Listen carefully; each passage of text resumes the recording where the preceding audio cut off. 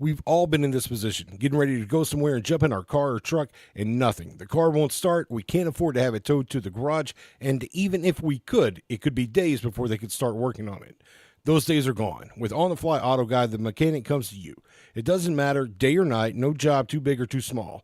Offering the most advanced mobile diagnostics in our area, there's no guesswork. He could have you up and going in no time. They also offer lockout services. That's On the Fly Auto Guy, 606-620-8189. You guys, summer's almost over and there's work to be done before winter arrives. Allow our good friends at Willie Gardens to help you out with all your outside weatherization needs. No job too big, too small. They've been helping and serving our area for over a decade. Need a road plowed or maybe your business parking lot? Let them help. Don't get stuck inside during the winter months. Give them a call at 606-344-8790.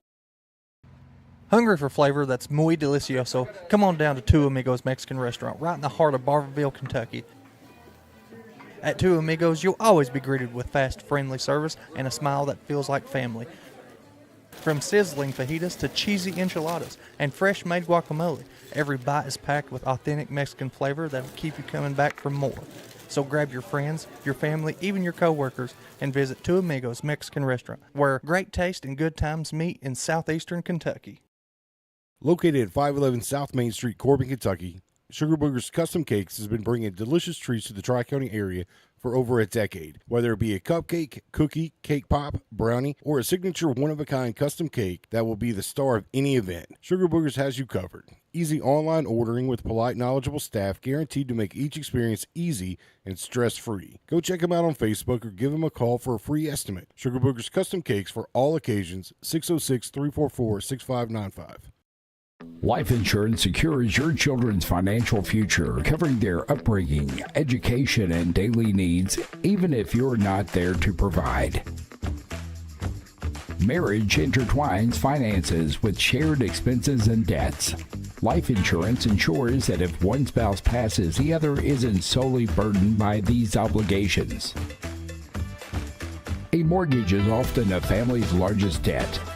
Life insurance can pay off the remaining balance, ensuring your loved ones keep their home free of that financial burden.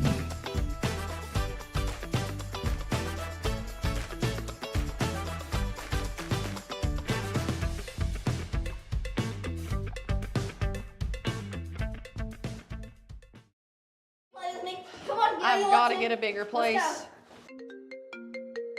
Hello? Hello, I've got to get a bigger place. I need to sell mine. Do you have anything? I can buy your house and I can help you find a new one. Perfect. When can we meet? Let's meet right now.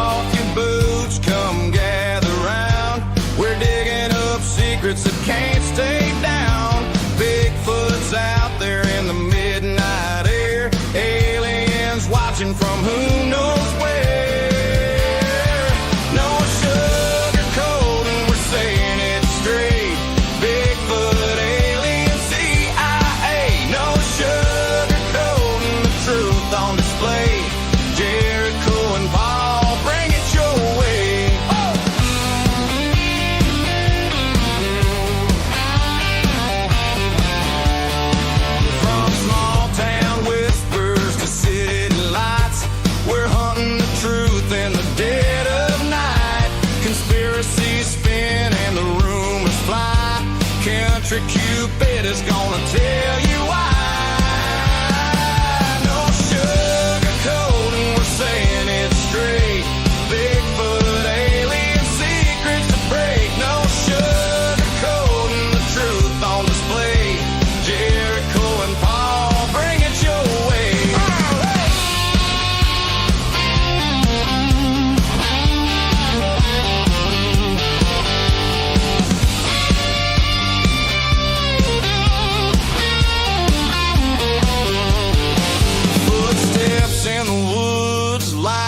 sky.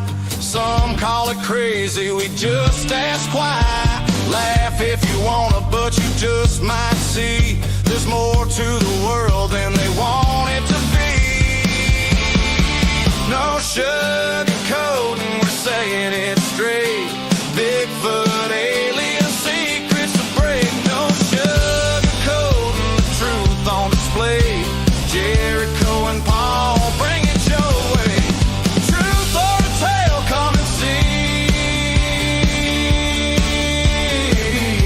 We're gonna have some fun, y'all.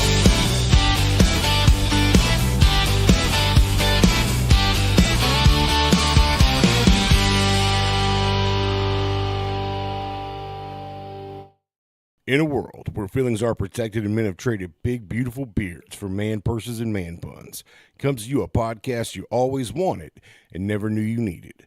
A podcast where feelings are left at the door and conversations happen unfiltered and no sugarcoating. Oh, already got votes on you, guy.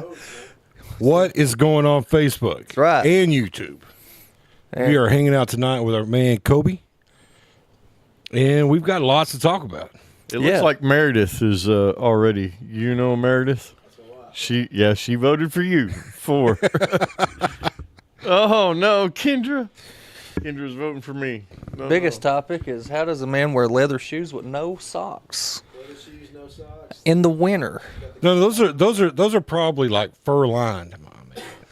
They're straight leather. Straight leather. Man, I'm all about Y'all about toe jam is what you're about. toe jam and quick access. I can slap these babies on in 5 seconds. That's the whole reason why I wear the Hey Dudes. That's 100%. that's every man's story. Quick access. Quick access. It's quick access. So, anyway, Let's go ahead and talk about the stuff that we got that we're finishing up, yes. and then we'll bring Coby in to tell us everything that he's doing. He was going to start a story about something last week that I want. Oh yeah, you guys were talking a little bit about the Thanksgiving. Yeah, let's go ahead and do that then. Let's kind of switch up a little bit. What happened last week? So my great grandfather passed away last week. I'm sorry to hear that. It's all right, man. He's 90. He lived a long, beautiful. 90 for is sure. a good. Well, it'd been 90 December 5th, so Gotcha. he lived a good life, man. But no, me and my wife, we met these people at the gas station, and Swingers already. God almighty. swingers. No, man, they really needed some help, and we did what we could. And then my parents were at I didn't have much cash on me. My parents were at the hotel, and I went and got some more cash, and we went and found them, and they had this little girl with her. She's about 6 years old. They'd been living in this hotel for about 6 months. They said, guy's brother just passed away. You could tell they're in a really rough time. And We're having some issues with his mic. it's on. Do I need to pull it up? It's pulling up and it's going. You want to have him switch sides? Get in, check the mic. Check the mic, yeah. Check. See if they can hear it, because I don't know what's going on with that. Sit in the middle and pull both mics to you. Pull both mics. Yeah. I'm gonna grab my Maybe coffee. that might be bad. Double micing it, man. It's pulling Well, you know, volume over here. I'm sure you've had a double fister before. You look like that type of guy. Man, you were being such a prick tonight, Jericho. It's all right, man. Oh. It's to lighten the mood up. That's what I'm doing. It sounds good. You being straight prick, man. Go back to one mic. So Bobby Joe can hear you. Okay. So it's the user's error, not us. No, it's It says he's fine now. Oh. Good to go. All right, so just one. This is a good story, and you guys should. Yeah, like yeah, hear yeah. you guys hear. So we, you know, I've always felt like I've had like, you know, a little purpose to do more. You know, obviously I want to do well for my family.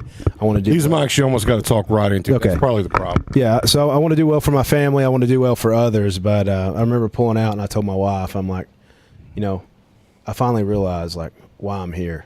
You know, I got to help as many people as I can. You know, that's what we're here to do. So on the way home, I was thinking, you know, from Nashville, it's a 3.5 hour drive back here, and I was thinking about when, you know, the government was shut down, people weren't getting their food stamps, and you got people on there, they're talking about like, oh, this party's doing it, this party's doing it, and then people like, oh, well, these people just live off food stamps. You know that might be true, right?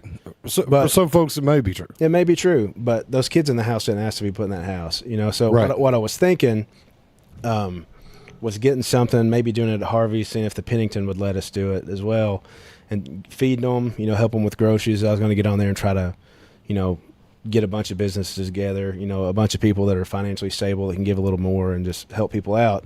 But I guess the government's open now and maybe everything's good to go. But, Yeah, I don't know if it's fully open. They did come to an agreement finally. okay. From everything I'm gathering, it should be fully open by the end of this week. Yeah. They flipped 5 more Democrats, and that was just enough to secure the votes that they need. So by the end of Okay. this week, yeah, from my understanding, we should be fully back open. Yeah. What's crazy is, even though you know, you think of that Washington D.C. stuff, all of us are suffering. It doesn't matter if it's Democrat or Republican or whatever. You know, they're Yeah. not doing the job that we elected them to do, which is go in there and figure things out and deliver for us. You know, it's affecting everybody. It's not really a side. Yeah. You know, I know all kinds of poor Republicans. Mm-hmm. I know all kinds of poor Democrats. No, You know, it just kind of sucks. but in this occasion, it really did seem like it was the Democrats that was holding the whole thing up. The Republicans was begging to open back up. So again, Yeah. Man, I really don't keep up with it. I don't watch the news. I usually watch podcasts, you know, like these or like some self-development podcasts. I try to get my news from people that are non-biased, so I really don't like to watch the news. Yeah, right? I agree with you on that. So I didn't keep up. I really didn't know what was going on. I knew it was shut down. I knew there's some people struggling, and I think you know, if we can get a lot of people together, you know, get more people together, get more businesses, and just let people know that, because I feel like, you know, growing up, you know, I grew in a family. They were doing all right. You know, we weren't doing well, but we were making it. You know, Right. And Cima's, that's a big family. yeah, yeah. You have a big family. I do have a big family, man, but I'll tell you this, like, so I'm like I don't know if you want to call it like the outcast. I'm not the outcast, but like my dad, I thought it was going for like protege. yeah, my dad, I never really hung out with my cousins a lot. You know, I had a lot of cousins that were like my dad and my uncle. You know, my uncle had a son. I hung out with him quite a bit, but they sort of lived away.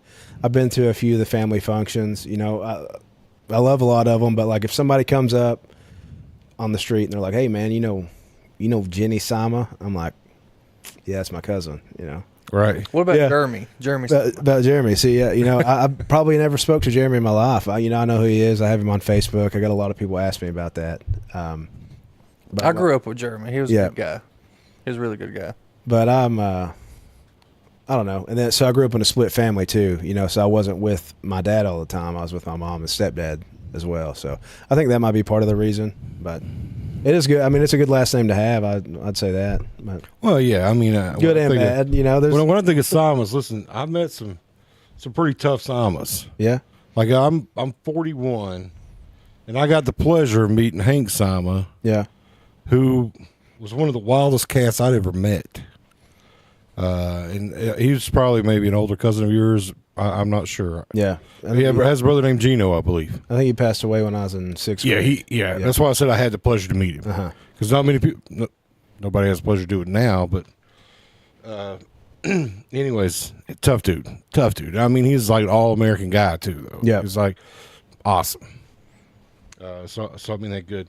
And Jericho and I, when we talked about having you on here, we wanted the opportunity to thank you because you're talking about getting the community together.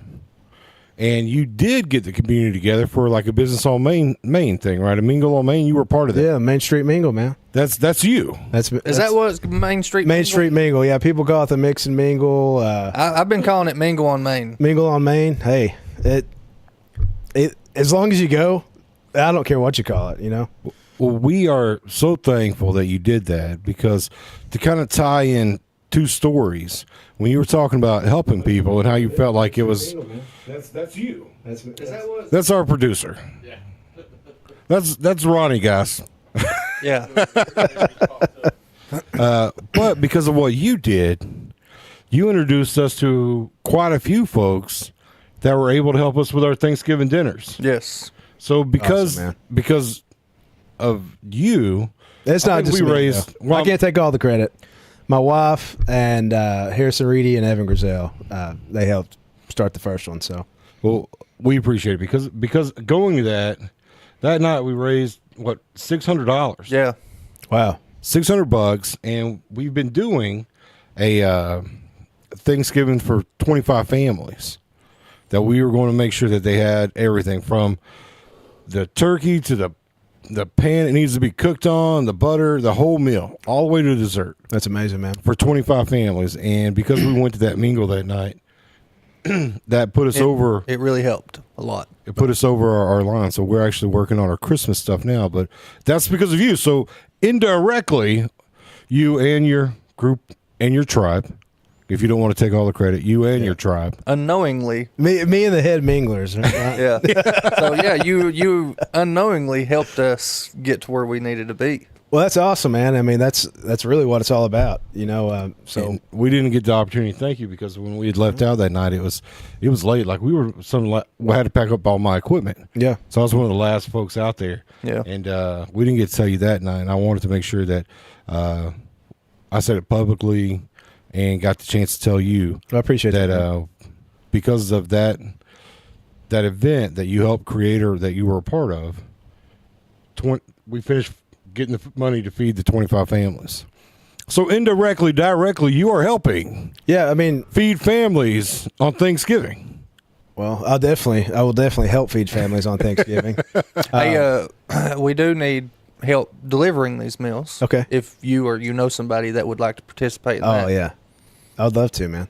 That's what I mean. That's really what it's all about, man. I feel like people get so caught up in like their current situation and their life, and they really don't understand how blessed they are. You have people that have a home and have a car, and then they're complaining because they got to fold so many clothes. There's people out there in the world that are begging, praying, Right, that they had clothes to wear.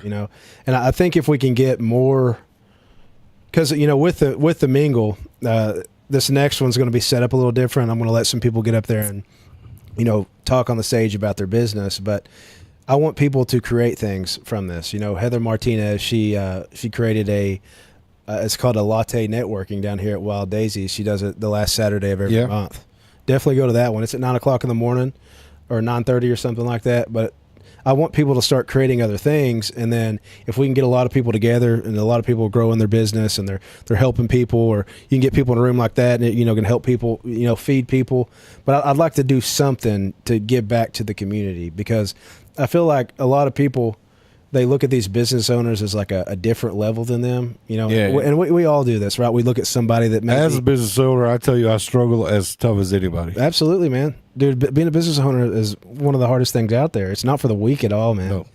But like, people put everybody on these levels, but I think if you can, if you can go there or if you're just starting up and you talk to somebody that's been in business for maybe 15, 20 years and you realize that they're just a real person, and that you bring them down to that level, you realize that we're all at the same level. A lot of people, they've either been in it longer, they have different information than you have.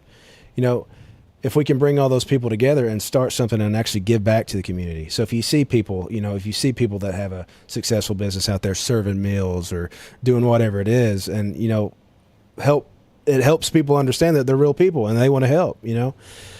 See, I like the format of yours. Like, I've been to the chamber luncheons and everything else, and it just felt too formal. Yeah. For me. Mm-hmm. You go there and everybody's like, they point at the important person or whatever. But when we went to yours, everybody was just kind of hanging out. Yeah. Like, It was very laid we back. sat down and ended up with a table of men around us. There was 8 different men. One was rating pizza, and he's a business owner, and the other one was Charlie was cracking me and then, up. Josh was talking about the duck, and we had Chad there talking about insurance, and another guy there that was doing, I think he had something to do with insurance too. Yeah, he did like mortgage, something with mortgage. Like, Yeah. I don't know. That's But what I'm we talking didn't. for a We minute. only knew a couple of those guys. But by the time it was over, there was a table of guys, and we're all just shooting the bull. Like, it was just hanging out, and it wasn't as formal as like Because I mean, they have these clubs, the Rotary clubs, and they have Yeah. the Chamber Club and all that other stuff. But what you're doing is different. Yeah. It's fresh. I didn't know how to. I didn't know how to come dressed. Yeah. And I was like, dude, I totally overdressed for this. Man, you can come in a suit, you can come in whatever. I mean, it doesn't matter.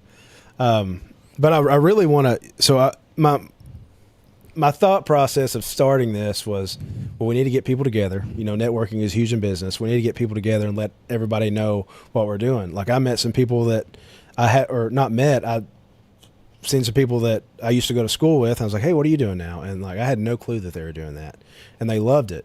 Mm-hmm. But if I can get these people in, build like I don't know if you want to call it a following, but just build people that are coming in, then we can let the sponsors and let a couple people get up there and talk about their business. You know, that's what people want to do.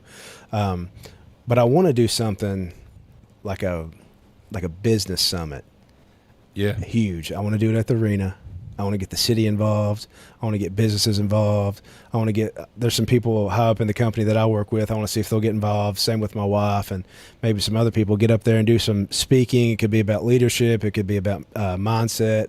It could be about habits, whatever. So you 10X and you trying to. I'm trying to 10X it, man, and then let people set up booths so people that aren't business owners and that people that don't want to be stuck in the rat race, don't want to work a 9 to 5, know they're meant for something more, want to. That's the thing. I'm gonna take a step back. The thing is like a lot of people want to help, but they can't because they're so caught up in that 9 to 5. And no, it's not all about money. You can help people without money, but if you do have money, it's a lot easier to help other people. You know what I'm saying? Yes, it is. So I want to do something like that to where people can come in, not only business owners. We can have business owners set up that are hiring, and give people in the community that want to do more, that aren't happy with their current situation, that want to actually change their life, change their family's lives, we can get them connected with somebody that's going to help do that. That's what I want to do. See, I think that'd be amazing. It would be. It's going to happen next year. Next year, you're calling it out. Yep. I'd like to do for February, or do it in February. Speaking Wow, that's- into that's- existence. It's going to happen, Wait, man. you're talking about 3 months? 3 months, I think we can do it. 250 to 500 people. I met a guy at the Mingle. I was best friends with his brother growing up. I had no clue that this man is like a Facebook expert. So I'm going to see if he'll do the ads. I'm going to see if we can get the mayor involved. I'm going to see, Jacob Rohn. I'm going to meet with him next week. Actually, I think I'm meeting him tomorrow. Politicians that would love to talk. Yeah. Because everybody's just now put in their ballots that they're going to be running. Yeah, if that would bring people in, but like, I don't know. I really don't want to get a politician in there. I want to get people that are in there that are just like Grow. go-getters. Like, you don't have to come from something to be something, And that, like, as I grow, I want that to be my story. You don't have to come from anything to be the person you want to be. It's all up to you. So that's not the only thing that you're doing. No. I mean, that's what we've associated with you. But what do you do for a living for the folks that are watching? Yeah, so I work for a financial services firm. We're basically an insurance brokerage. So we just got a few more contracts. So they're saying we're going to have about 65 to 70 carriers. Right now we got about 35 to 40. So we do everything from final expense, just regular life insurance, final expense term. We do some supplemental retirement. We do a lot of annuities. The cool thing about our company, though, is we partner with a lot of people. So we partner with a will and estate planning attorney. So we're able to do that. We partner with a gold and silver firm, or a gold and silver. I don't know if you call it a mint, or I don't know. We're able to do gold and silver, and Like the old men talk about in commercials. Yeah. Like, silver was this in 1972. Now it's this. I've invested all my money back in 72. Look how wealthy I am now. yeah. I mean, like that. And then I think gold hit an all-time high, maybe a month ago. But one thing that I think sets us apart is we have a financial scoring software, is what it's called. It's 27 questions. It's just like your general financial questionnaire. But out of those 27 questions, it breaks down 48 different metrics of your finance, and we're able to actually look at like where you are compared to where you want to be. And then, like I said, I do the insurance side of things, and I do some wealth building tools, leveraging life insurance, but I don't do any investments. I don't do any. I can't set up the will and trust myself. I can't. I'm not selling you the gold and silver. I'm selling it to you through this company. But what we're able to do is get all that. It scores them from 0 to 100. So say you sit down with somebody and they're 75. We want to get them from that 85 to 100 range.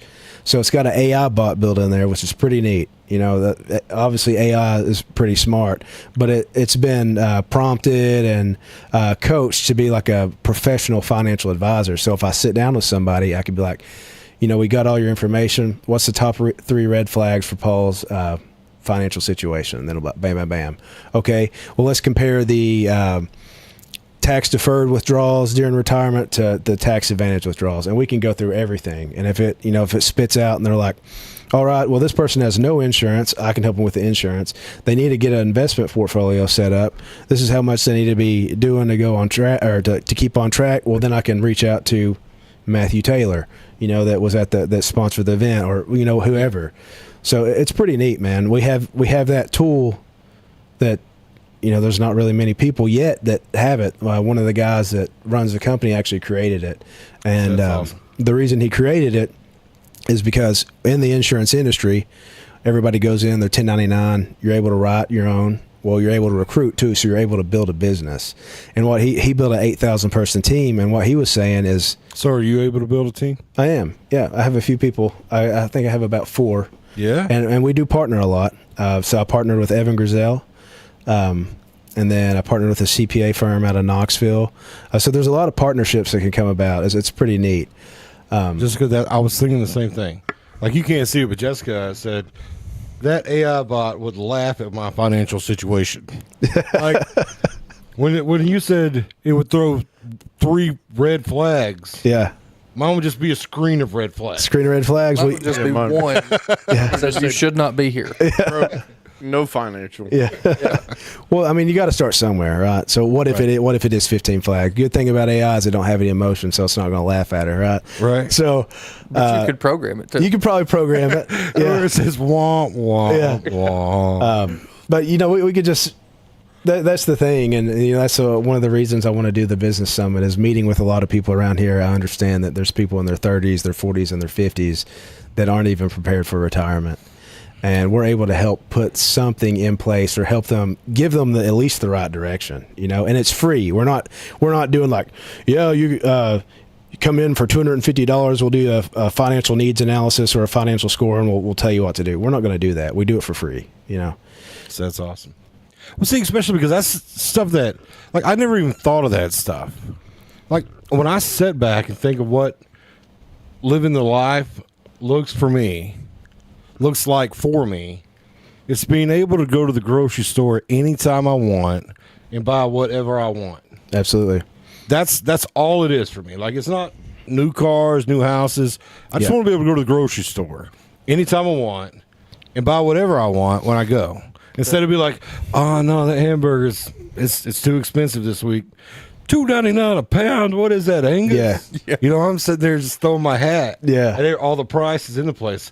But I mean, it's because I was never was educated enough to plan for these things. Yeah. Because it was always, all the people I grew up that had money had it under their bed or had it stuck in a jar in the yard or something, like, you know what I mean, like those old timers that has. Buddy, there's probably millions of dollars buried around here. There probably is, but I completely agree. But that's another thing we go over is like inflation, really understanding inflation. Average inflation rate's been 3.25%. Well, if you have your money sitting in a bank account, say you got let's say you got $500,000 in a bank account, where you're only insured up to $250,000, and you're sitting in a bank account, you might have it in a high yield savings account that's getting like 3.2, 3.5% interest. So you're really right there with the inflation. But what you want to do is you want to outpace inflation. Right, we want to put you in something. First, we want to protect. From the insurance side of things, we want to protect what you have in the event that you were to pass away. We want your family to be left with assets and money and a paid-off home, instead of debt. But we really teach people about inflation. We basically go through just just a few different slides. We teach people about the 3 rules of money. You know, I don't want to get all into that. 3 rules of money, you know, all the different options that we do. And going back to the company, that's really why I love the company is it's not just insurance. There's so many different things. And when you dive in, you understand that a lot of these wealthy people leverage insurance, leverage trust to get tax write-offs, to grow money tax-free, to pass wealth down to their family. And that's really what I want to do. And like you said, there's not a lot of people educated on it. And so basically what we're doing is we're educating them, we're scoring them, we're pointing them in the right direction. If I can help them out, I can help them out. And then, you know, help them continue on their way. So you specifically just work on the life insurance side right now, though, right? Yeah. So, but once you get into the life insurance, right? Most people think of life insurance. You pass away, death benefit gets paid out. You go to your family. First, I guess myth I would say is it's super expensive. You know, I ran a quote for a $4 million term policy for myself. It was like $165. You know, I'm 27, which I don't think that's bad. You know, Is that a locked-in rate? It's for the 35-year term. So you have term, you have whole life, but a lot of things we do is we use life insurance as a wealth building tool. So I'm not going to dive really deep into it, but I'll give you because that stuff gets. I'll give you like the basis. So we set it up as you pay for the minimum amount of insurance, and inside of a life insurance policy, you know, anything that grows, it grows tax free. You're able to take it out tax free in the form of a loan or death, right? So basically, what we do is, let's say somebody's putting $500 a month in. The cost of insurance may be $50, but they have $450 accumulating in cash value, averages between 8.5% to 9% a year. But it's actually indexed. So if the market drops, like in 2008 or 2020, you actually have that floor of 0. And most of the companies now do it better than that. You know, they'll give you like a 1.25%. So you never have a negative year, or you never have a 0. So that's a way. That's another way that you can use insurance. And then we do annuities. So like, take somebody that has a 401k. Let's say they got $1 million in there. They're 62. They want to retire at 65. They're worried about the volatility of the stock market over the next 3 years. What we can do is we can roll that in to an annuity, which again, it's indexed, so you'll never lose any money. So if you roll $1 million in there, you'll have $1 million, and then it grows as well. You know, it might not grow as much as a 401k, but you'll still get some pretty good growth out of there. So go ahead. No. So how many? You have 4 people on your team. Yep. What is the size of the team you'd like to have? Man, I'd like to have, I'd say, within the next 10 years, I'd like to have a few thousand people. And 1,000 people. I mean, like, what are you thinking? Like the next 6 months? Next 6 months, I would say. I mean, it's untelling. If I could bring on, I'd like to bring on maybe one person a month. Some people say 2, 3, 4, but like, if I bring on somebody, I really want to help them understand the insurance and help them understand like how we need to help people, because there's a lot of stuff out there. There's a lot of insurance agents that are unethical, that will write a policy wrong, screw the client, and they will make a fat commission off of it. You know? Yeah. I'm not about that. You know, I do have morals, and I don't want to do that. But yeah, I'd say maybe bring a person on a month, and then you know, actually the company I work for, one of the guys that runs it, his name's Brad Lee. He's a big time social media influencer. He's got a podcast called Dropping Bombs, and he's got I think he gets like, you know, 30, 40 million views every 30 days on his stuff. Well, he started this financial services company. The reason he started it is because he realized that in the financial services industry, that is the industry that creates the most millionaires out of any industry. And what his goal is he's like, man, I have enough money. I want to help other people become financially independent. And what he's going to start doing is, at the beginning of the year, is once you get to a certain level in that company, he'll start building your team. So he'll just be sending me people. I won't even have to be actively looking for them. Then I'll take them through the trainings, the financial scoring software, going back to it. It makes it really easy for them to be duplicatable, you know, because a lot of companies, they'll take somebody that was in a pizza joint, come into the insurance industry, and they try to be an insurance professional in 3 or 4 months. Well, you know, that can't happen. You know, it takes a while to learn. But with that financial scoring, you get their information, and you got that AI bot, and then they can leverage me. And if I don't know, I can leverage, you know, some other people that I work with that have been in it for a while. So, but yeah, long-term goal, a few thousand, right? Next 6 months, I'd like to have probably 10 or 15 people. But you got to be licensed though and everything. Right? You do have to be You licensed. gonna help them pass the test? Man, that's the thing is you got to, I mean, that might weed some people out. Some people get scared of, or they get overwhelmed. Oh, I can't pass the test. Well, you can pass the test. I'm a firm believer. It's like you're not going to fail something unless you give up. So they don't put a limit on the amount of times you can pass the test. Yeah, me and Jericho You know? both failed several times. Yeah. But they sure do put a dollar amount on it. $50 a pop, man. Yeah. We failed several times. They Both do. of us have. Yeah. I don't know why, man. That's just one test I could not pass. It's boring, dude. In Kentucky, they make it so like they take all the information and put it into like 55 questions. You know? Well, I have test anxiety. Like, I'm horrible at taking tests. Yeah. I am too. And I mean, like, I had a good friend, Daryl Shepard. Chad is at Transamerica. Yeah. And Daryl's like, Paul, come on, take this personality test. So I did. He goes, man, because the only person that scored this high is me. He goes, you'd be great at this. Man, you got to do this. They give you a personality test? Yeah. That's pretty smart. And That's pretty smart. So I did it, and then I got to start studying, and I was working 2 jobs, DJing, and trying to study and everything else because, there's no money at the beginning of that. Like, you're floating with no money. Yeah. Yeah. So, and I'm not somebody that can float long. 1, I'm fat. 2, I'm not a great swimmer, So I'm not much of a floater. Or maybe I float. Well, I think mine was I had just got done doing my real estate. Like I just passed that test and stuff. I was in the process of doing my 106 license and insurance license. Yep. So I had all kinds of information just like crammed in my head. And I think that's why I couldn't pass the insurance test Probably, man. How'd you study for it? every day. Well, how, like, not Yeah. like, what, Like did you use like a certain flashcards? material or? Oh, yeah, I can't remember. I took actual class, an online class, Yeah. and stuff, and they had it had practice tests and flashcards and stuff that I could study off of and all this and that. Yeah. I can't remember who it was through, but I was sitting on my butt, when that's how I was doing it, Yeah. But yeah, neither one of us could pass that. We were both talking about how funny it was. Because, Well, I mean... I that taught me, you don't study for 3 different things and Yeah. think you're going to pass all 3 things at the same time. Absolutely, man.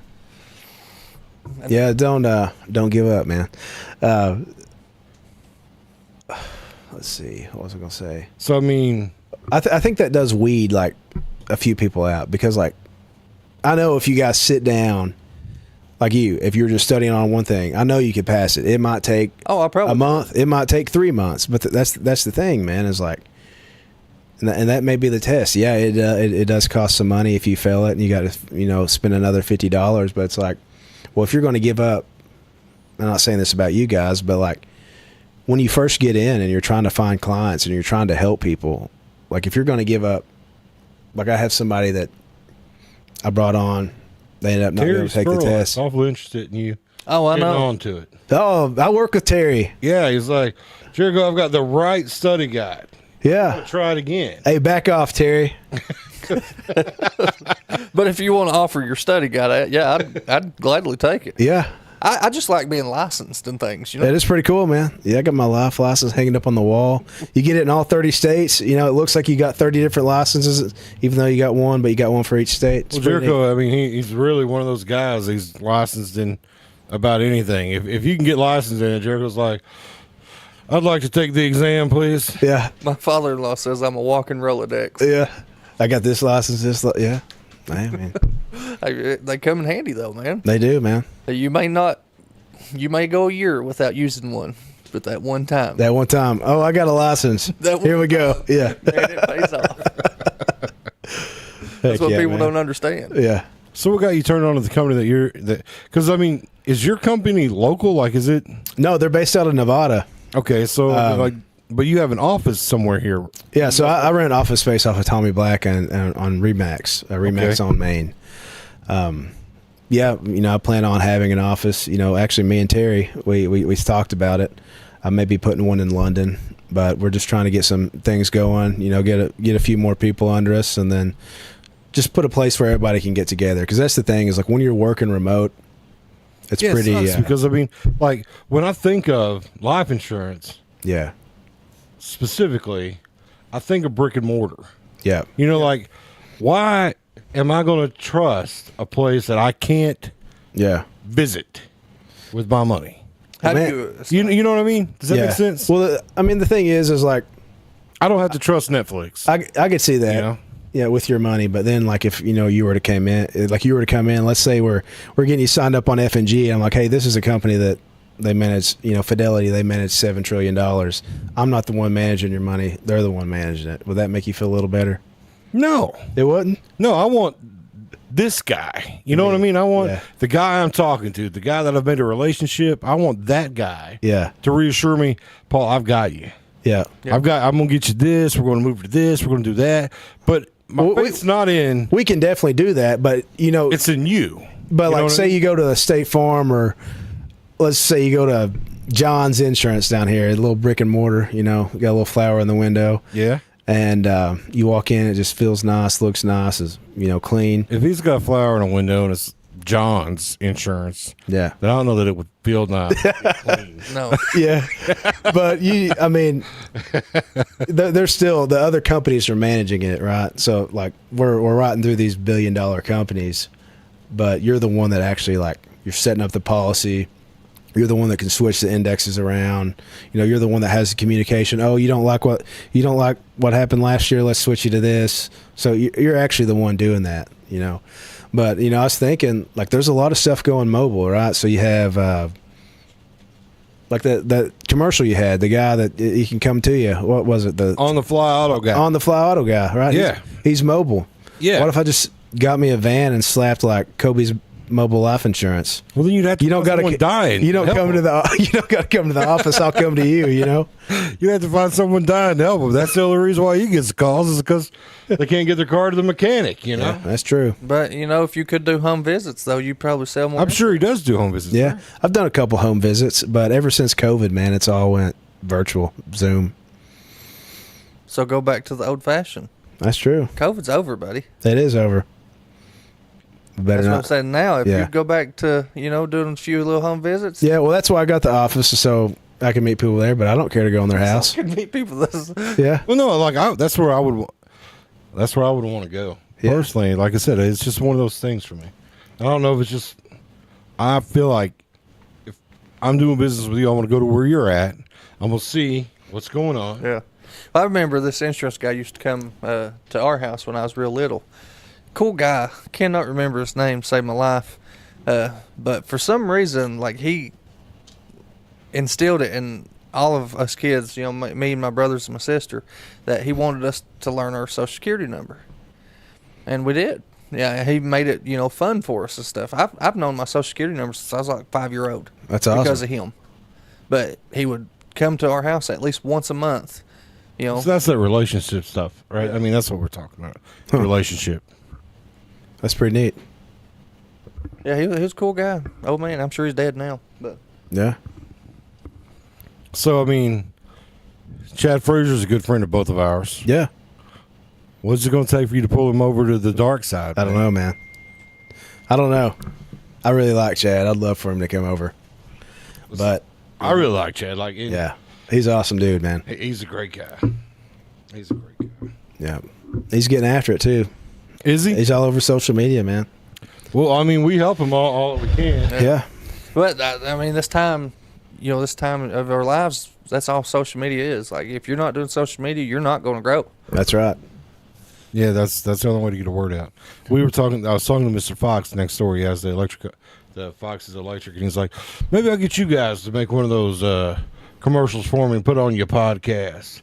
He goes, we tried radio, and it didn't work, and then we tried the newspaper, and it didn't work. And I said, because nobody's reading the newspaper or listening to the radio no more. Dude, I can't tell you the last time I listened to the radio. Me neither. As soon as I get in my car, it connects to my phone. Yeah, plays whatever playlist I'm trying to do. Yeah. I'm a hit or a miss. Some mornings I listen to the radio. Some mornings I listen to my phone. Okay. Depends on what kind of mood I'm in. Yeah. I never read the paper unless I'm looking. If you're wanting to be programmed, you tune into the radio, right? Yeah, Yeah. exactly. I mean, it's just whatever mood I'm in that morning. If I'm in I really don't care. My wife morning, said if you take Chad, then we're changing our insurance over to whatever you're selling. I'd love to eventually get insurance, life insurance stuff. Yeah. 'Cause I want to try to figure out how to leverage it. And Yeah. That's pretty neat, man. There's a lot that goes into it. Like I said, a lot of people just think death benefit, but they actually got living benefits and everything now, so you can actually use it. You know, you get diagnosed with a critical, chronic, or terminal illness, you can use it while you're living, which is huge. You know, it's like long-term care built into ain't a that the policy. point of life insurance though? To use it while you're alive? You know, not when it's traditionally. first started. Yeah, not traditionally. It's, you know, you get this policy, you got the breadwinner of the house covered. If something happens, you know, you got 10 years of income, mortgage paid off, kids, put them through college. It's like I don't know. I was about to say sacrifice, but it's not like a sacrifice. It's just like the way it was originally built was like if something were to happen to you, you know, it pays out. But now there's a lot of other things that go into it. So, Go Go ahead. what about if you have a terminal disease? How hard is it to? yeah, so they have some guaranteed issue policies out there. There's a couple different companies. Most of them have like a 2-year waiting period. So like if you say it's for $25,000 or something like that, if you die before the 2 years is over, they'll actually give you your premiums back plus 10%. We must have lost service. I know there's a company out there that will do like if you pass away before the 2 years, say you had the policy for 20 months, you know, they'll give you all your premiums back plus 20%. So there's a couple different options. Right. Yeah, and that's one thing. So That's if you're already diagnosed. if you're already diagnosed, yeah, Yeah. with a terminal illness. But you know, that's one reason I'm in this is you're able to help everybody no matter what. You know, with health insurance, I originally started out with health insurance, and I had some people that I really, really wanted to help out, and I could not get them approved because it was a private health insurance. It's actually what my wife does, Right. and I didn't like that. So I was like, I want to get in something where I could help everybody. I'm not just selling a health insurance policy. You know, I can do long-term care. I can do qualified rollovers. I can do mortgage protection. You know, I can do business owner strategies. That's another thing. You know, that's one thing I'm focusing on right now is business owner strategies. So you can sit down with the business owner. No, the YouTube's doing good. Everything's still good? Mine's rolling like we're not connected on Facebook on my phone. Yeah. No, it's Leanne's phone too. That's what she said, and that's what Terry said. I'm glad I don't got the only phone. Mine's doing it too, but then I back out and go back in it, and it goes Good to go? back for about a minute. No, I'm AT&T. Oh, Ronnie, the tech guy. We're still rolling on YouTube and everything else, so it's not our internet. Could you switch the channel over to YouTube to the Facebook folks, if it's still going? Let them know to go from Facebook to YouTube. That way they get a continuous stream that we have right now. Because this is YouTube that we're watching here, so I know that our YouTube is going the way it should. And when I had it on our Facebook, it wasn't doing anything. It's actually already ended on Facebook.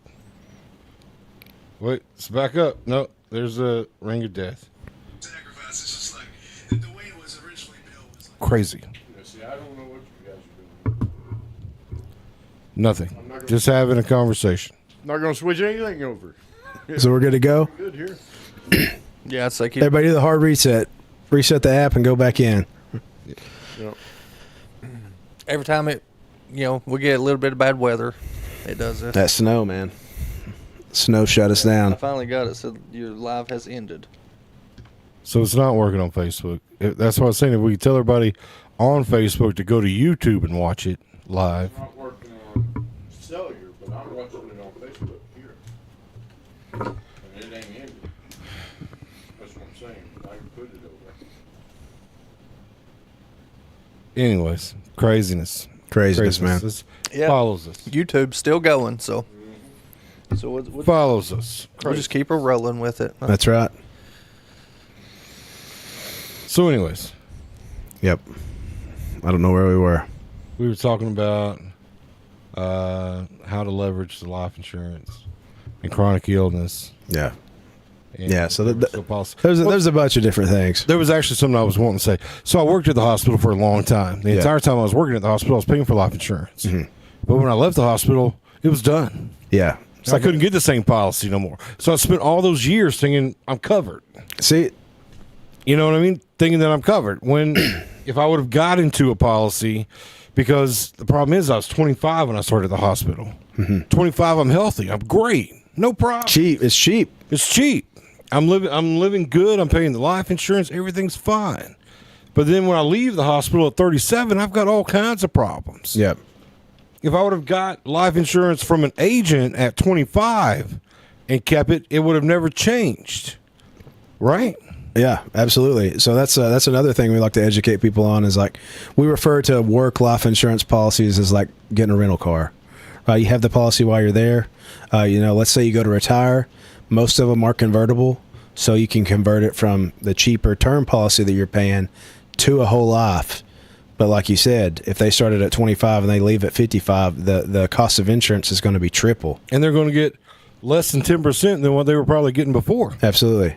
So if you get it early and you get it with the agent and you actually get your own policy, like if you're getting a free insurance policy at work or if it's $10 a month, ride that baby out. Right. But I would definitely say have something in place because like people that work at the hospital, people that work at the prison, people that work at jobs where they offer life insurance, it's usually like a group life insurance policy, annual renewable term. It's very cheap, but when you leave, you got to convert it. And then you're like, bam, I was paying $20, now I'm paying $250, and then nobody, and that turns people away because they don't want to pay $250 a month. Right. Which if they would have got it when they were 25, they'd just be paying the same premium The entire time. the rest of their life. There'll be no surprises. Yeah. Yeah. Ended over here for some reason on this one. We had to get there. Yep.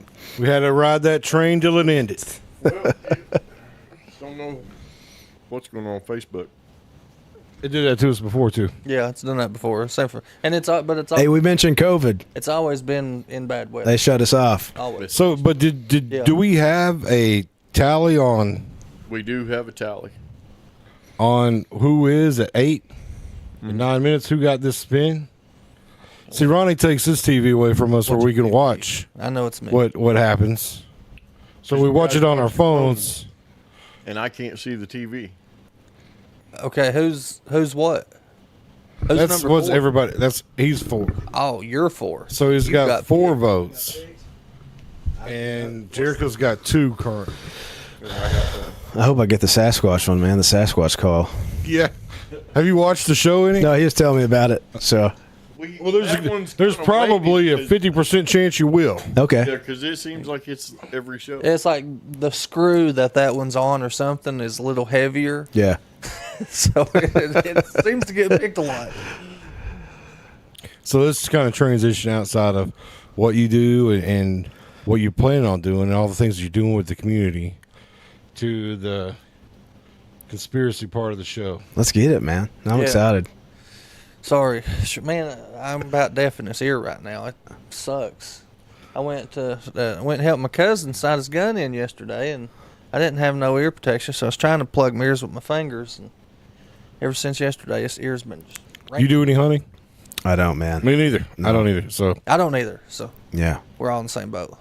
You just tell me about yeah, he was just killing. going out in the woods early in the morning, And he went killing a deer. ordered jerky sauce for deer jerky. I already had it. I didn't order it. I already had it. It was When- laying around the house. When RJ's, I said, dude, I did. Come on now, man. He's like, yeah, but this is better.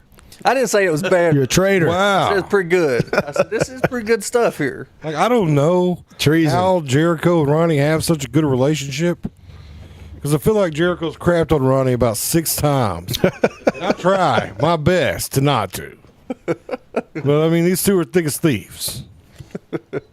Well, it's just what we all understand each other. That's the biggest thing. You got to understand who you're around. You know, you saying I was being a prick to him. I wasn't being a prick to him. No. I was just trying to cut up with him. Yeah. You know, over there double fisting you.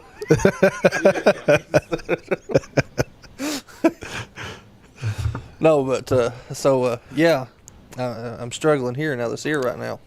This ringing, man, is irritating the far out of me. Yeah, that's so good, man. Did you go to our Facebook page and put a link for our YouTube? I did. Did you? Because I'm getting text. It's saying that our Facebook's over and everything else. So about the conspiracies, though. Tough because all the sounds. Where you want to start, man? Desktop. You know? I've never been public about my conspiracy theories. We need you to be 100% honest. I'll make it. I'm gonna be honest. That's 100% honest. We got 6 minutes I did till we a spin the comment wheel. on the So let's ask you, thing. Bigfoot. What's your Bigfoot. thoughts about it? Is it real, fake? You know, any belief? I'll tell you this, man. So where we live right now, if you go out back in the middle of the night, you know, have you ever heard like if there's something like if there's a predator in the present, like in that certain spot of the woods, everything's quiet. Yeah. If you go out in back of our house right now, we live out in Gray, you will hear no bugs, but you can hear them in the distance. And dude, I swear this one time, I don't know if it was Bigfoot, I don't know what it was, but I heard this woman screaming. You know, we do have coyotes, but it sounded like a woman screaming twice. And my wife's like, it's a skinwalker. So that's something. I was like, a skinwalker. She's like, don't say its name, you know? We- Don't say it. I think they're real too. What is Dude, Skinwalker? it's- I think skinwalker's real too, but there's something we've never talked about. You know, Kentucky Fish and Wildlife will look you dead in your face and swear that there is not panthers around here. yeah. There is 2 panthers around here. They've been caught on too many trail cameras. Wow. Right here locally, all over Whitley County. My Lord, just 2 years ago, one of my buddies was down at Laurel Lake on his boat and took a picture of one standing on the bank. But they'll still tell you that they ain't around here. And panthers do that. When they're about to attack, they scream out like a woman. Oh, really? Dude, and there's this cow, man. It was like, "Mrrr," like it was getting down. I was like, something is tearing that sucker up. Poor cow. You know? I bet it was a panther. It might be, man. And it might just sit over there because I'd literally hear nothing. Like you walk out and you cannot hear the butt. It is so freaky, man. But- you can hear them in the distance, but you don't hear them like. But a skinwalker is a shapeshifter. Yeah, they can just turn. Is that what you say a skinwalker is too? Yeah. Yeah, it can be whatever, man. What if it's what if it's a panther? anything? What if the skinwalker is a panther? It could be. And it's basically like you're. So basically, your wife and Jericho could be right about that call then. They could. If it was a skinwalker. Skinwalker turned into a panther. Dude, my wife was showing me this video on TikTok about skinwalkers, and I was like, "Oh man, that's some freaky I want stuff." to look in that. I've never. Look up Skinwalker Ranch. There's a branch. Yeah, it's out in like New Mexico Yeah. or something. Yeah, and that place. Did you watch the documentary and stuff about it? I haven't watched the documentary. Oh, my Lord. I just watched some short It videos. makes you believe it. It's You know? weird, man. That's with the Indian reservation. Yeah, the Yeah, reservation. yeah, and then you get into that. You know, you like Native Americans. I don't know if the Skinwalker came from the, like, if they said there were Skinwalkers, but maybe something they'd probably call it something else. But like, if you call it the real name, you know, they're going to come or something like that. Do you know what the real name is? I don't know. It's like, you know, the El Chupacabra. Yeah, You is ever heard of that? is that the Skinwalker? See, that's what I was thinking in my head. Well, some people think the El Chupacabra is a skinwalker. You know, it's called the goat sucker, or you know, whatever you want to call it. But again, Goat sucker. Yeah. What kind of name is that? well, because it mainly feeds on goats. It sucks their blood. You know, drains them dry. Yeah, I watched something about, I think it was cattle that were like no blood in them. Yeah, Yeah, that's that was in Chupacabra, that right? documentary. Yeah, people were like, these are aliens. I can't remember what it was. Yeah, but I mean, that's the same thing with Bigfoot. You know, Yeah. depending on what region you're in. I don't know, man. You know, the Bigfoot, Sasquatch, Yeti, swamp monster. You know, what's that monkey? Swamp ape. Swamp ape. Swamp ape? Yeah. Yeah. It's got all different kinds of names depending on what region you live in and stuff. Yeah. I ain't against it, man. That's the thing. I'm at the point in my life right now where I'm not going to tell you that, like, a lot of these conspiracy theories, I'm not going to tell you they're not true because I don't know, because this world is crazy. It's about like a movie or like a video game. You know, there's a lot of wild Or a stuff. simulation. Or a simulation. I've watched some crazy stuff about that, man. I mean, there's a lot of people think that we are a simulation. Dude, have you seen the experiment where they take DMT and they shine a laser at the wall and they get up really close to the wall and they look in there and they're saying that there's like writing, like different, and like these people are like drawing it out and stuff. Oh wow, no. Crazy, man. Look it I've up. always been very interested about that DMT trips and stuff that people go. Yeah. What was? There's another one. What is it? The Acid, is that acid? no, or it's- drug. Or No, DMT is like it's like, I may be wrong, dimethyltryptophan or something like that. So But basically, it's found in like plants, it's found in trees, it's found in like all kinds of stuff, man. But they just derive it from like it's the same as ayahuasca. But ayahuasca is That's just like what I a was gonna longer say, form. ayahuasca. Yeah, but it's the same. And then you watch these people like Joe Rogan and Lex Friedman, and they all get on there and like they all see a lot of the similar things. But man, people say that you can live like a lifetime in like 20 minutes. That's pretty freaky. that is And pretty. then you're like, what if So, we're, yeah, it's a what if we're doing that right now? like acid, you know. It's natural produced in mammals with evidence. Well, see, but of acid isn't natural produced. synthesis and presence in the brain and body. Is that a comment? What's that? No. He's throwing that up above your head. Oh, cool. What exactly it is? Yeah. So I mean, it's a psychedelic. Well, so like I'm pretty sure when you pass away that don't know where it comes from, but the DMT maybe comes from the pineal gland, either drips on the brain or the spinal cord or something like that. You know, everybody's like, you got like 7 minutes in your life before you die. You know, like before your brain stops thinking, like the near death experience. Like you hear people like that, and then I've heard people that have had like heart attacks and that they've seen stuff. Like my wife was in a coma, and she's like, "Man, it was." Oh, there we go. Cool. Yeah. So Yeah, but it's natural. 7 It's minutes. acid There's is a drip. That we. that's that whole lot. Can you look it up? What's that? Does DMT drip on your brain or whatever before you when you die? yeah, I mean, but if you're enhancing a psychedelic into your body, I would think you're going to see things. That, But if it's already there, if it's already in your body. I mean, if it's already in your body, but it's a small dosage, that's why I said you're going to enhance it. Mm-hmm. You know, you're empowering it. Yeah. You're making it stronger. So I would think you're going to see crap. Well, yeah, you would definitely see something if it's a psychedelic, but like you take acid. Acid's a man-made compound, and then you have DMT. DMT is like they derive it from like I don't know the earth. You know, it's just weird stuff. Oh, we're reading. Oh, He's got it pulled up like you had said. It said some summary. The research study scrutinizes the parallels, the difference between a near-death experience (NDE) during a coma and the experience induced by a potent psychedelic drug, DMT. Researchers found shared themes such as ego. But that doesn't say it's already in your body. Right. can you look that up? Can we chat GPT it? As ChatGPT would know. ChatGPT is wrong most of the time. Yeah. You like Claude? I like Claude pretty good. Who's Claude? Claude's another AI bot. Is it? Yeah, so the people that started Claude, that's Meta.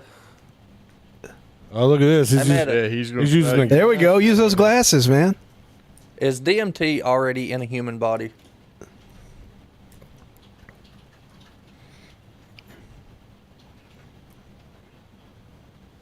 That's so wild, man. That is wild, man. It is? Yes. So it is a naturally. It's already a naturally occurring induced state of the human body. So you're right.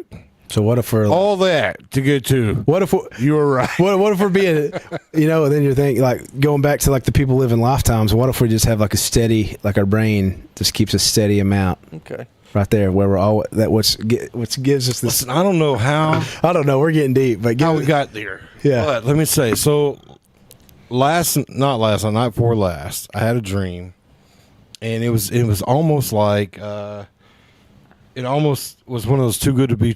It was like a Matrix setting. So imagine someone said, Jericho, come get in this machine. You'll have everything you want. Everything you want. Problem is, you won't be here any longer. Kind of like how you plug in the Matrix or whatever. You would see the movie, they kind of plug you in the Matrix. But instead of there being like real life, you just kind of do anything you want. Oh man. Well, I What mean, about like Tron? I don't know. Hey, I watched the Neutron the other day. That's pretty good. so you have anything you want. Yeah, you just think You can have anything you. I feel like the conversation would be more like this. You can have anything you want.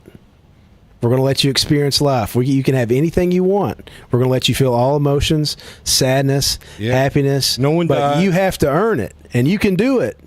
You know you can do it, but you have to earn it. And they just drop you in, man. Well, no, this is without any kind of earning. Because I was thinking, I was like, man, how many people would sign up for that? A lot of people would. I mean, if you could sign up to, We're going to give you a reboot. to where you can just be like, listen, yeah, I don't care about living here. Yeah. If you can give me anything I want with all the people I care about in it, that's where I want to be. I don't want to be here. I don't want this real. If you can give me all that feels real over here, you know how many people would sign on to that? Yeah, lot. I mean that could probably be in the near future as fast as technology's advancing. It could right now. be. And then you're like, well, it could be in the near future. What if what if we're in it right now, man? Right. You know? What if we're talking about what's coming? Yeah. Have you ever watched Rick and Morty?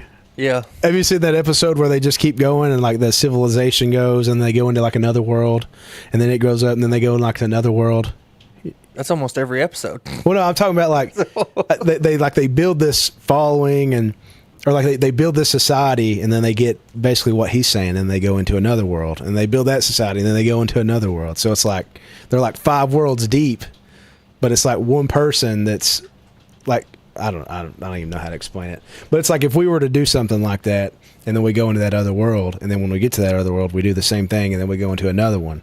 You know, not realizing that you're in That you what started your that you own started. simulation. Yeah, yeah. Yeah. Well, it's like that movie. What's that movie called? The Game Show or something like that. It's all virtual reality. You know, outside in real life, I mean, they live horrible. It's just nothing. Ready Player One. Ready Player One, yeah, just like that movie. You Yeah. know, out in real life, they live horrible. It's nothing but slums everywhere. Yeah. But in the Oasis is what it's called in the movie. Yeah, yeah. That one man created. Everybody's exactly who they want to be, and Well, I mean, to bring it back, like the Matrix. Like the Matrix, on man. some crummy ship. Yeah. yeah, but the Matrix, man, they get attacked by them, you know, octopus things. Yeah, yeah. And, you know, that would suck. They live a good life, but they have to fight off, you know, octopus creatures. Yeah. Only if you escape though, right? Yeah, but yeah. Only if you live that long, Yeah. you know. Wild stuff, man. So, guys, we are going to get to the wheel spin in just a minute. First, we're going to bring to you our sponsor of the day. of the wheel spin, RJ's Beef Jerky. Get that commercial in, then we'll come back Delicious. with Coby on the wheel. Are you a jerky jerk? Honey, can you take dinner out of the oven? Yeah, no problem.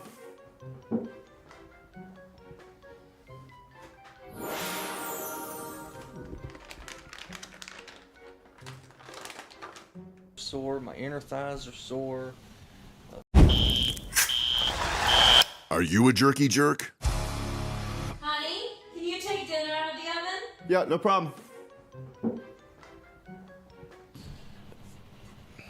Back. I'm gonna hand you this. So I hold it or I set it down? You just set it down. Set it down. Yeah, So- do it where the camera can see.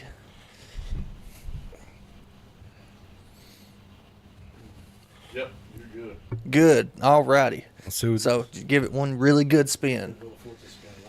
Yes. There it was. Tell a story about your ex. I only saw that one. I don't want. Well, that's life saying you're going to get that one. You're gonna get that one. Yeah. Well, you don't have to go with detail or anything like that. What kind of story? Well, so I was telling them one of the stories because Jericho and I had this conversation last week about that. I said, there was this girl I dated that told me how beautiful my eyes were in the movies. Yeah. It was dark. She couldn't see my damn eyes. She had no idea. Can't even make any sense of that. Man, your eyes are so beautiful in this movie. I mean, so you don't have to go in detail or nothing that'll get you in trouble. I'll tell you this. Deep thought over here. I'll tell you a story about going to see my ex. So I was freshman year of college. I still lived with my parents. I commuted to Cumberland's.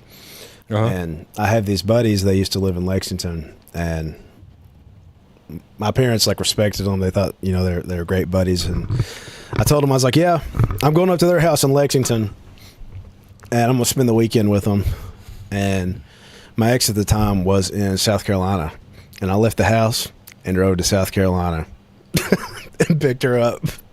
Stayed down there a day and came back. And I just told my parents that story probably like last year, and they were like, you got to be kidding me. You know? Yeah. Can't get in trouble now, man. I got my own kids and I'm out of the house, you know? So.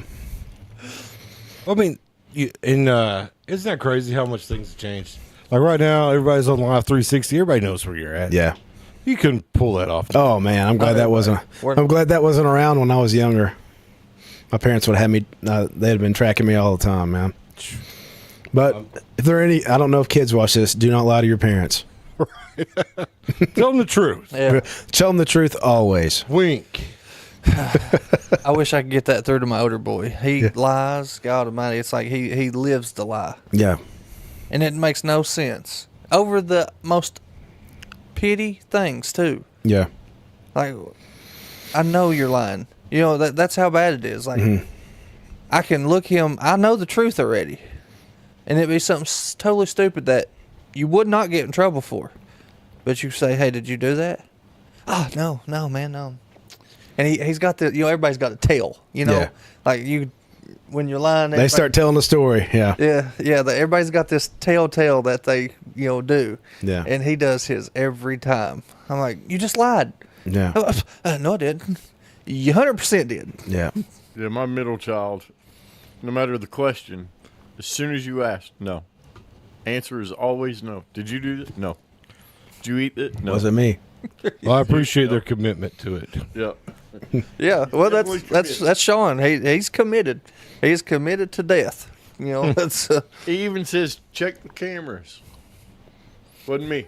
If you can get a picture of him Yeah. No. with the food in his mouth. That wasn't me, man. Wasn't me. That's how Sean is. All right, so we asked about Bigfoot. What about aliens? You got any alien stories? Any? What about this? beliefs What about this aliens? 3-eye atlas, man? Well, that's what's going crazy on our TikTok. Yeah, right what about now. it? What's your input on it? My input? Yeah. I've only watched a couple things. I had to delete TikTok because I was just getting these rabbit holes and I'd be scrolling. I don't have the time to do that, you know. This could be wrong, but like I watched something where they lost it for like 20 minutes or something like that, and then it was like way further than it should have went, and then it's like changed directions and all this other stuff's going on. And dude, who knows? Who knows what that thing could be? You know, I don't know. Could it be aliens? Could it be like, I don't know. What do you guys think about it? I want to say it's aliens, but I also don't want to be the, Yeah. you know, laughing joke. Mm-hmm. So, like, But we keep tinfoil hats by our chairs, Yeah. just Yeah. in case we do Yeah. stuff like. I mean, I want to think it's aliens, but until I can see, you know, a picture of a mothership or something, Yep. like a real one, not no AI one, like, I take it myself. Yeah. What about the Chinese people that are lost in space right now? The what? There's Chinese people lost in space right now. Oh, Like really? they were coming in, and their shuttle got hit by some of the debris, and they can't get back. I don't know. Right? Is that what? I've not. Have you guys not heard this? No, I've I've heard of that. at all. Yeah, there's Chinese people lost in space right now. See, my thing is like, I don't know anything about the Chinese people lost in space. The recent incident involving the Chinese astronauts stranded in space due to a Suspected collision with space debris. Highlights the growing threat of space junk to. I can hardly see. Space farriers and orbital infrastructures. So yeah, there are Chinese people stuck in space right now. Wow. It was supposed to return to Earth, but was hit by a fragment of space debris, leading to a temporary delay in the crew's return. The China Manned Space Agency is currently conducting an impact analysis and risks assessment to determine the extent of the damage and the timeline of the crew's return. What if 3i Atlas picks them up? So that would be neat. That would- And they're like, oh, then it left. And They're like, then they're like 3i Atlas. It took people from the Earth, but they really were not. Godzilla! I don't know. There is so much talk about 3i Atlas. So much, man. I really want it to be true. Here's my thing: is it's either true, it's true, or it's fake, and then something's going to come back. You guys ever heard of Project Bluebeam? Yeah, we were talking about that. Yeah. They're going to Project Bluebeam that baby. They're going to usher in a one world religion. They're going to try to debunk all the other religions. See, we were and it's going to get crazy. We were talking about when everybody's supposed to get called up to heaven not long ago. Yeah. What was that we were talking about, Ronnie? The rapture. The rapture. Because there was all kinds of people. There was a South African priest that said 1,000,000,000% Yeah. the rapture was going to be on this day. Yeah. Dude, And it was like, well, maybe tomorrow. man, I had my days wrong. I was off one day. Yeah. Maybe this time next year, you know? He made headlines and stuff though, man. Like he was so sure of himself. Yeah. Like he went on national news and everything. Oh, he's back at it, seeing us next year. Yeah. Oh, really? Yeah. I was off 1 year in my calculations. But it's yeah. a few months. I think it's going to be like March. Which is Yeah. a sin of itself. To try to calculate it, it's a sin of itself right there. But to bring that to how it was related is I'd mentioned that if there was a rapture type event, they would use Bluebeam to make it alien, Yeah. make it look like alien, so that See- way the news could cover it. And that's the thing. I feel like they throw like some of these stuff out here. Maybe like 3i Atlas is one of them. I feel like they throw like a lot of conspiracy theories out there that are like just stupid. Just throw so many out there. So many out that there. Truth could still be out there. Absolutely. And- So the truth can still be out there and be like, oh yeah, well, you know, That sounds whatever. so But stupid. that's what sucks about it is you got to peel the layers back just to get to the truth. You got to peel the layers back. You think you're to the Yeah, truth, that's- but dude, like, Yeah, some of it's a rabbit hole that takes you down to the same source. as Yeah. Everything else. so I watched this guy. He's like a behavioral. I don't know what you call it. He's a master at understanding human behavior, and he goes and he's talking about how like, you know, everybody, you know, we're all programmed. You know, we've been programmed from birth. But he talks about like, have you ever heard of like Tavistock? I think is what it's called in Europe. It's either after World War I or World War II. I've heard. But they were supposed to be helping people. I think it was after World War I. They were supposed to be helping people with PTSD, but they started testing on like just everybody, you know, families and kids and everything like that. And you know, he was talking about how like, you know, we all associate bacon with breakfast, and the only reason that we associate bacon with breakfast is because it was a what's it called, like an ad campaign that Sigmund Freud's nephew put on, and that's the only reason we associate bacon with breakfast. Same with women smoking cigarettes back in the day, that cigarettes were a symbol of freedom. And then he gets into like MK Ultra and how they got into these people. They were feeding them LSD, and they were understanding like when you cause fear and you cause chaos, it makes it so easy for people to be molded. Mm-hmm. Same with Santa Claus, the red Santa Claus suit. Yeah, and stuff. That's red Santa cool. Claus suit. For a man to not have a lot of time on his hands, you do a lot of studying. I do a lot of studying, man. But then basically he's like, we're seeing MK Ultra as a mass scale. You know, the same reason that you're wearing that Carhartt toboggan and I have this Carhartt thing on, because, you know, this is, we're on that algorithm, and they are masters of understanding how people think, and they have that. How do I get on there? Yeah, they have the algorithm down so much that, you know, they can predict what you're thinking when you're not watching social media. Like I've been looking at saunas and cold plunges, and I thought about a sauna and cold plunge the other day, and I opened my phone, and the first thing on Facebook was a freaking sauna. I was like, you got to be kidding me, man. Like, are they that good at predicting it? Yeah, but the ones on Facebook is a scam. Yeah. I was same thing. The NeuroCore ones? Yeah, I was looking at cold plunges and saunas too, and they just kept popping up on Facebook, and I got to talk to my wife about it, and obviously it started popping up on her Facebook. Yeah. So, you know, she's a deep diver too, and she was actually going to buy me one. And which one was it? I think the one you just said. Oh man. But she was going to do it through the Facebook. Yeah. We'll come find out it's fake. Yeah. That's Is terrible. that the same one I told you? I use the bathroom real quick, somebody fellas. liked on our page, and I think so. we got 1,000 messages. Then I said it's a scam too. Yeah, I think that's it. I said that. Yeah, I went through and started deleting a lot of the messages and stuff. It took me forever Oh yeah. to do it. You're And welcome. they added us to 1,000 groups. Yeah. And everything, so That's crazy. yeah. But, like, you know, see, you look at stuff like that, and then you understand that there's,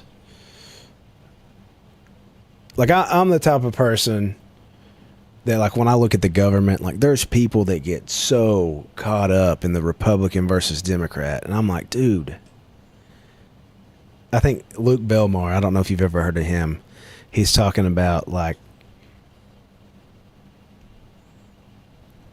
when you look at that, like when you look at a government, like when you look at a democracy like that, it's like I don't know, man, people might roast me right here, but it's like a false sense of freedom. Yeah. Right? Like you think you're voting this person in, you think you're voting that person in, but Well, left wing, right wing, Left wing. same wings of the same bird. same wings. Yeah. And they're really just playing us all, you know. So I don't know. I could be wrong, but We're all puppets. I could be wrong, but the past few years, man, the world is pretty freaking wild. Like, you know, like if you look at the Charlie Kirk assassination, and then, well, what were my thoughts on it was like, is the Republican Party, are they trying to hijack Christianity and make the Republican Party the The peak of the totem pole. yeah, God. If you're not a Republican, you're not on God's side. You know, that's what I felt. You know, they might not be doing that. They might be doing something else. But then you get on there and you listen to Candace Owens, and she's like, "What's going on here? What's going on here? What's going on here?" And she's like, then they're like, "You're lying," and she's like, "Boom, receipts." Yeah, and then she's like, "What's going on here? You're my lying." wife has Boom, not another for receipts, that. dude. My wife swears Yeah, that his wife set that whole thing up. That she's actually behind his assassination. yeah. I don't know, man. I've heard some wild stuff, but like, I don't know about that, but I know at the funeral and everything, she's all happy. seems so. it's weird. And then that thing with JD Vance and her, you know, supposedly they're Yeah, she's like, yeah. I don't know, man. I don't know. It's pretty. It's wild. I think You can. There's so much that gets said about all kinds of stuff, and you can see truth in a lot of it. Yeah. But can you make the truth? You know, that's what I try to look for. I'm like, Yeah. I see how you can get that. Yeah, like I was talking. But put the full picture into play. You know, like, does the picture come together? Yeah. I was talking to somebody about like Israel the other day, and dude, we're freaking live. I don't care. This is me. This is real me. You know, this is how I think. But like, I was talking to my stepdad about it. He's like, "You can't believe everything you hear," and I want to be like, "Man, you can't believe everything you hear." But I was like, oh, "That's all right." But you know, Get a little excited there for a minute. You're like, let me tell you the truth. yeah. But I just go on with it. I'm really conservative when it comes to it. Like, I just don't really talk about this much openly. But you know, this is me.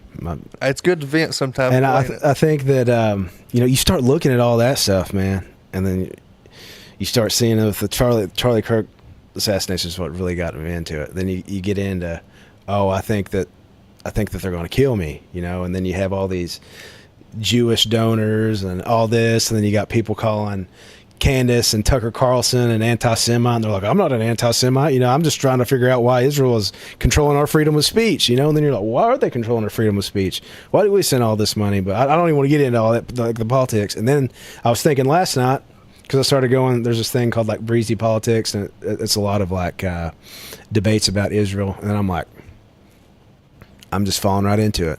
You are. This ain't even real. This ain't even real. Why am I falling into this? You know, they got me. This is a conspiracy theory about the real thing, but they're just. I don't know. I just fall right into it. That with Israel, that got me with Charlie Kirk was, you know, BB Yahoo. Yeah. Because we get banned if you say his full name. That's wild. Immediately. Yeah. Afterwards, he's standing. Holds a press conference. Before our president. Yeah, before the president. Just so you know, I had nothing to do with this. Yeah. See ya. So, I mean, if somebody robbed your house, right, and they come up, hey, before the cops get here, just so you know, that was not me. Nothing to do with this, and left, who are you going to be pointing to? Well, I totally believe that's Jericho's sense of humor. Like, 100%. I can see him doing something like that. If I felt like I was going to be involved somehow, yeah. Whoa. Wasn't me, man. Wasn't me. I just got here. I'm trying to catch up just like you are. Yeah, but I mean, the president of Israel goes, of a country, right, goes on camera worldwide and says, just so we're clear, I had nothing to do with his death. I mean, that does seem suspicious. Nobody had brought it up. It should have raised a couple eyebrows. Well, dude, did you see the video where he was on there calling the what was it? Saying like, you know, there's the left wing, then there's right wing, and then there's like the hard, what do they call it? The hard Reich is what he called it, comparing the people like Tucker Carlson and Candace Owens to like comparing them to Nazis, and it's just so wild, man. But that is wild. I don't know. And I've kind of fell down that rabbit hole myself here lately. Me and another guy that I worked with in Florida, he's sending me these reels all the time. Yeah. But how Israel's trying to get all of our influencers and all this other stuff and saying, this is the way to get what we need from them is to let these people present it and this and that. Yeah, he bought TikTok. I saw that. Israel, not he, but one of the biggest richest men in Israel. I've seen that. TikTok. So then you think, and then I'm like, well, am I getting into this because I don't want to be influenced by it. You know, like there's so much that goes on in the world, and I think a lot of it is like programming. It is programming. It's programming. To get you to go one way or the other. Yeah. See, that's the thing. It's all by design to get us going after each other. Absolutely, man. Absolutely. Instead of the problem. You got to have chaos because going back to the Tavistock thing, when there's chaos, you're easy to mold. And when you're easy to mold, then you take the uncle that you sit at the Thanksgiving table with that you and him can't get along because his view is so different. Let me tell you something. Let me tell you, man. And then you just got to take a step back and figure it and understand that we've been programmed different. Yeah, and I and they're doing it. They're doing it on purpose, man. You go to a football game. How many times do you see somebody come out of the stands and go after a ref or a football player? Yeah. They'll go after another fan of the other team, and the fans will fight each other. Yeah. Over something that happened on the field. Yeah, I mean, I think they definitely gotta keep us divided because once you aren't, once you are not, the power shifts. Yeah. Yep. If you're not fighting against each other, then you really take a step back and you start looking. You're like, hey, now this don't look right. But then they pull up something, and then you have vax versus non-vax. Black versus white. You have.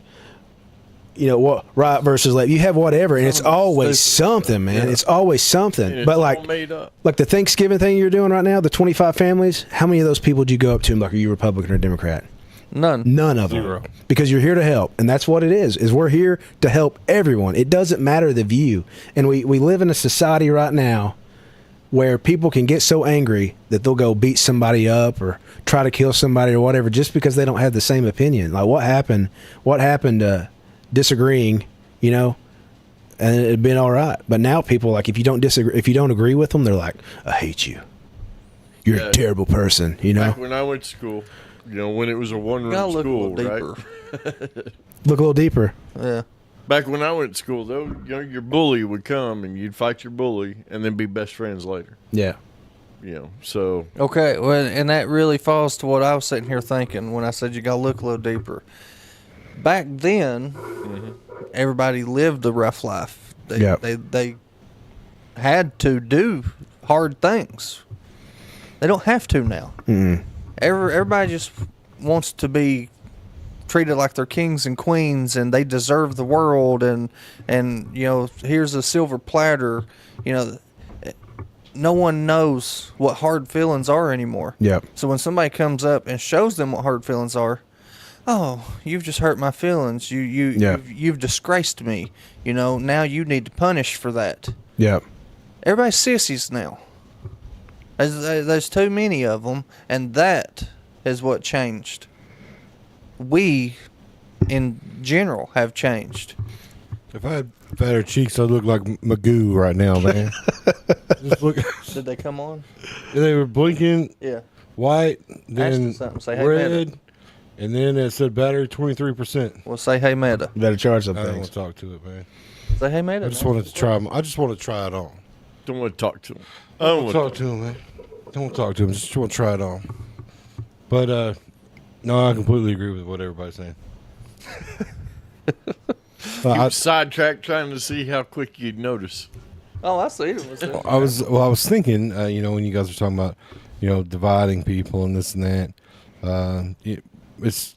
we're just tribal instinct. We're people with tribal instinct where we get like-minded people, and that's who we are around. Yeah.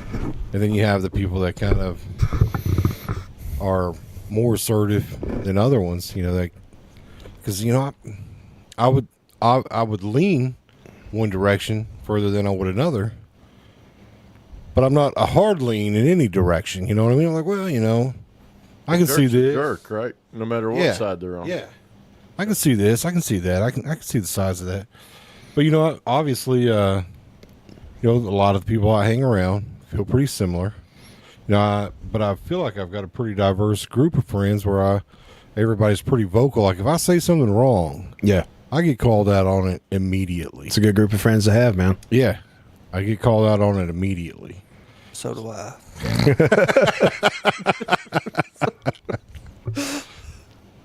But that helps you grow, though. You know, Absolutely. It really does. Like these two has taught me so much in the short time that we've been in each other's lives. That they've said things and made me realize things that I would have never took a second to think about. Paul. Just go back and watch any show that Paul's not here, and me and you get in trouble every time.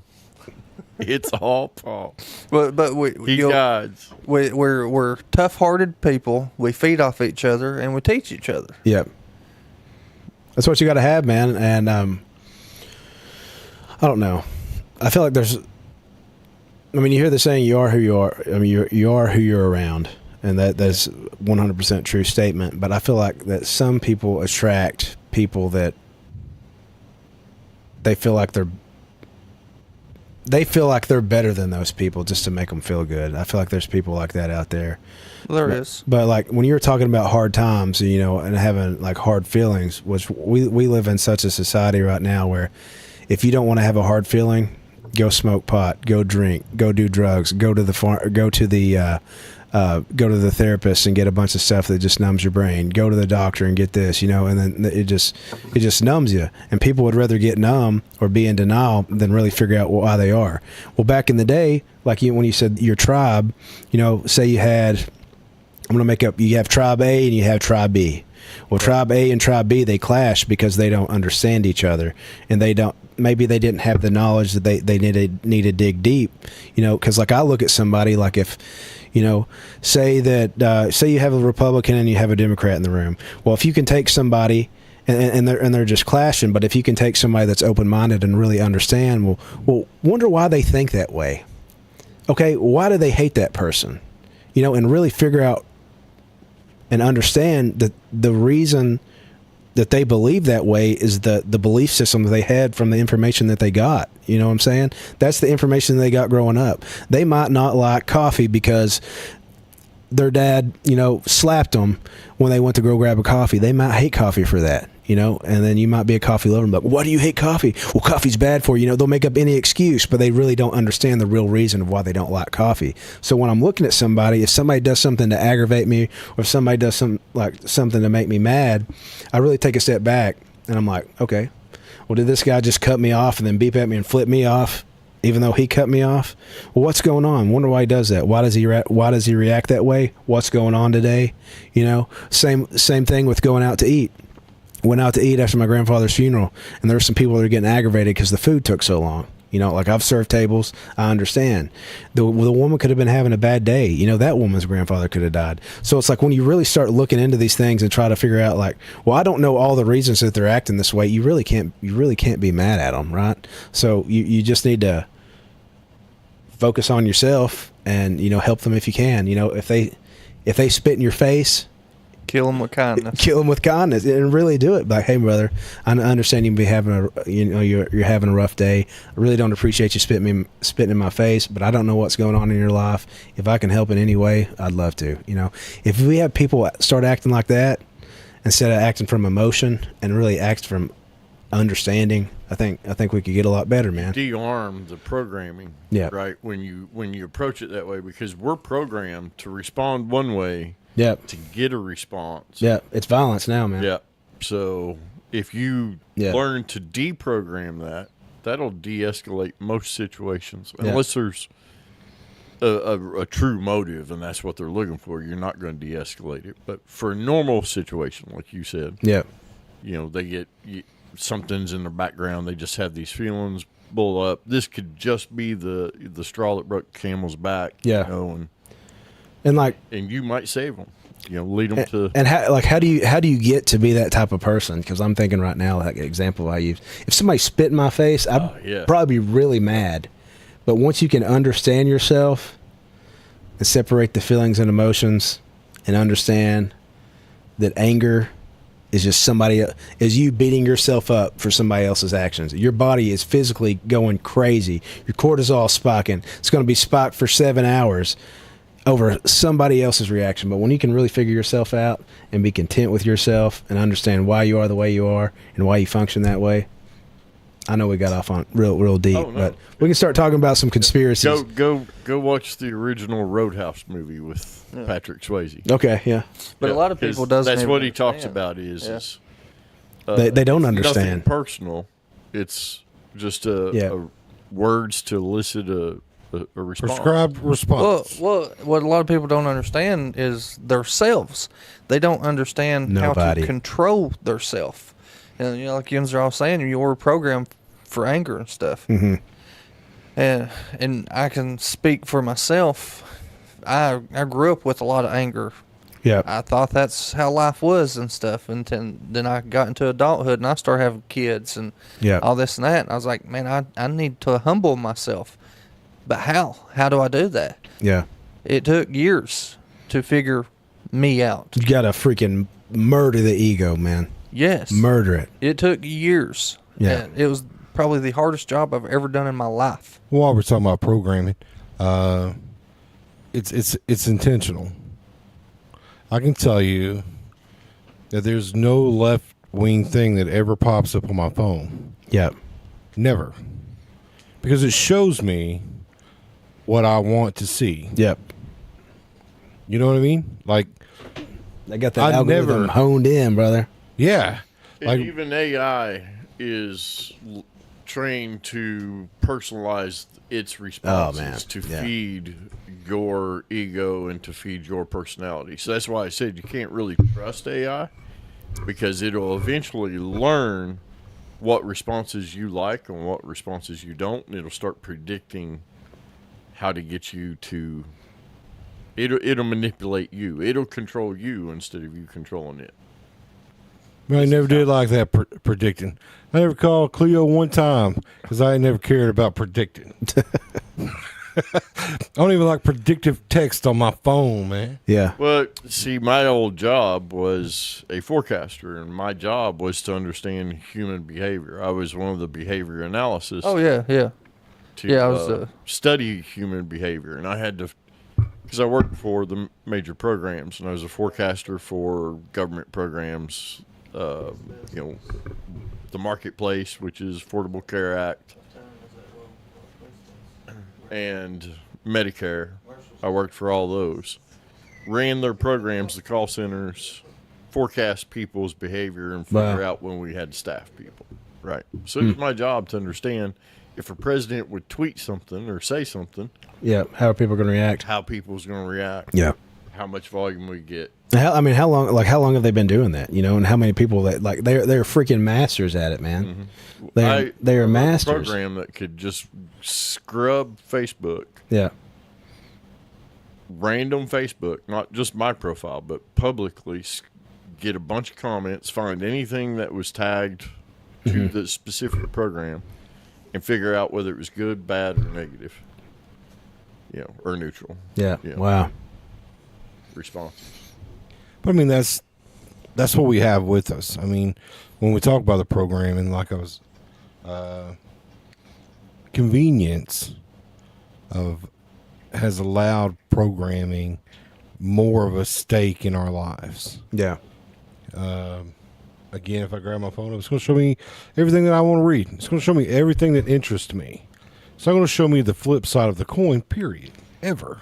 I never read anything outside of my box because I've never shown it.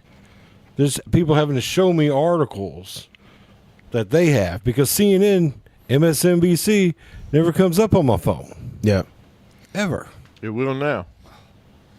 For a moment. Fed it. My legs fell asleep. So, without the 3-Eye Atlas, aliens. Man, we got off, didn't we? We did. That's where we started at. That started the whole So thing. just aliens in general. I take it based off 3-Eye Atlas. You believe in aliens? I've seen some pretty wild stuff, man. And then like, Have you personally seen? No. I mean, every once in a while, you know, you got something that's like in the sky you don't understand. Then you're like, oh, it's probably a satellite, but So nothing crazy. like ever raised an eyebrow? No. You know, I got to tell you, there's a new, I don't know how new it is. Recent, though. Megan Kelly and Tucker Carlson talking about aliens. Have you heard Tucker Carlson talk about aliens? No, I'd like to hear it, though, man. Well, he talks about it as if it's angels and demons. That it's not aliens. Yeah, yeah.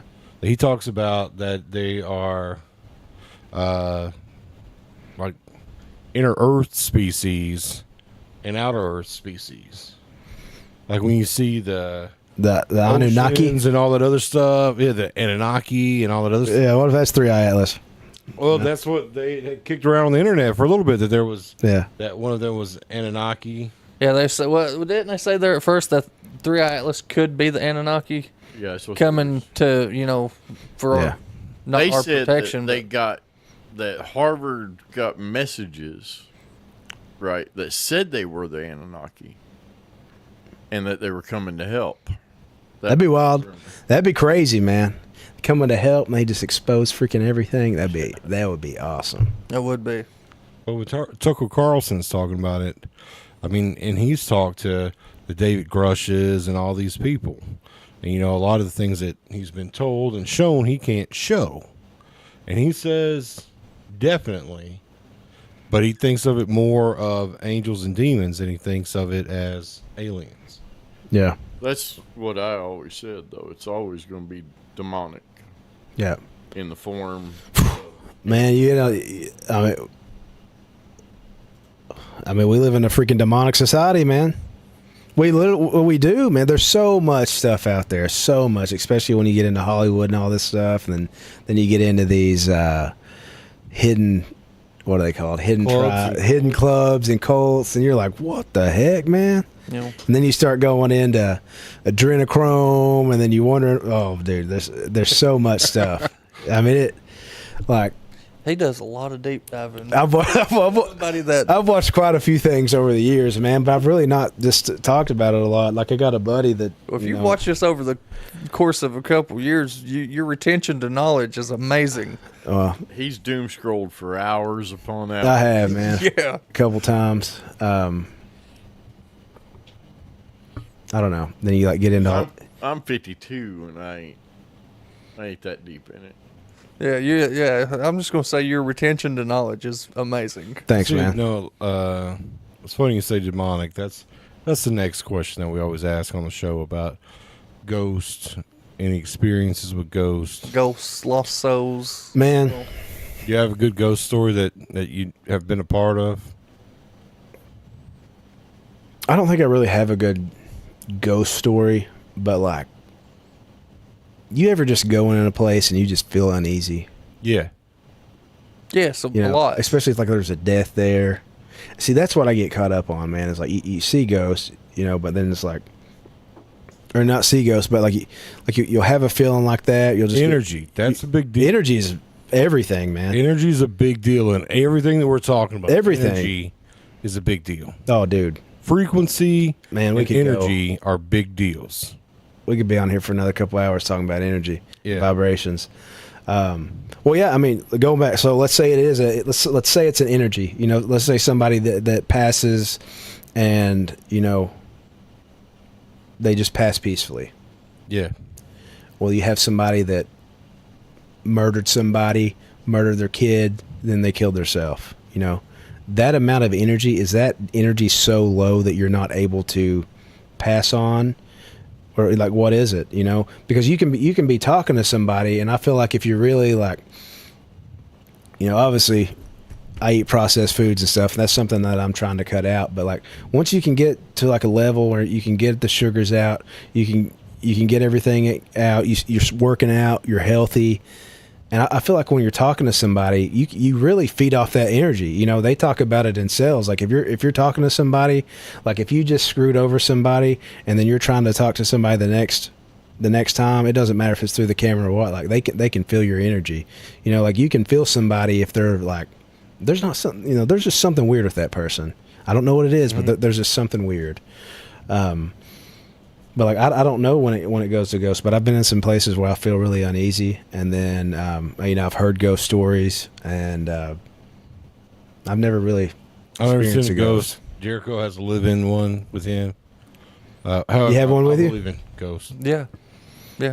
I mean, I so hardly believe in ghosts. Yeah. So like, what is that?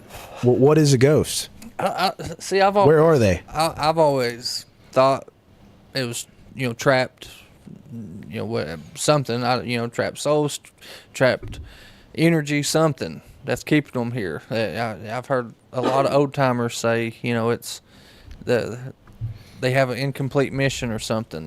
They died right in the middle of doing something, and until it's completed, they can't move on. Mm-hmm. Or I've heard all kinds of stuff. What if those people died during sex? Oh, that kind of sucks. Get the comment. Yeah. How would they finish? How would they? That explains so many poltergeists at homes, huh? Yeah. I can't finish for you. So many pissed off dudes. Oh man. I call her Betty.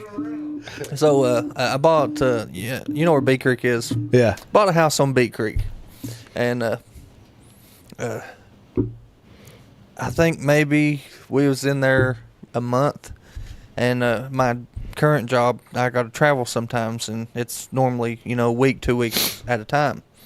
So I was gone. I was actually up in Frankfurt on this time, and my wife calls me late at night, scared to death. And I heard banging in the background. And I'm like, what are you doing?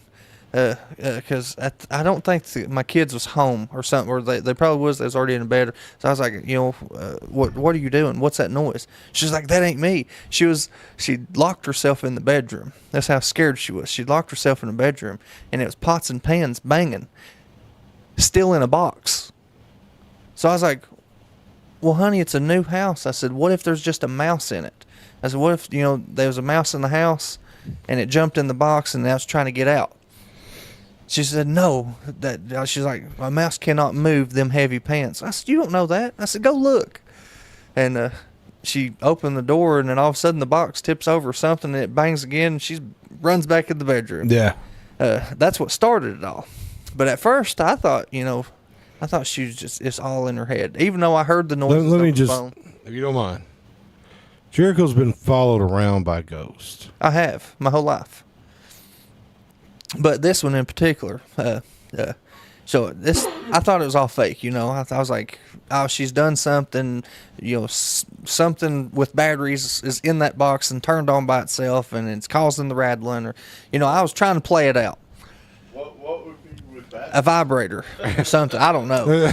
It's got something in that box. The vibrate, those pans are just like A vibrator in the kitchen utensils.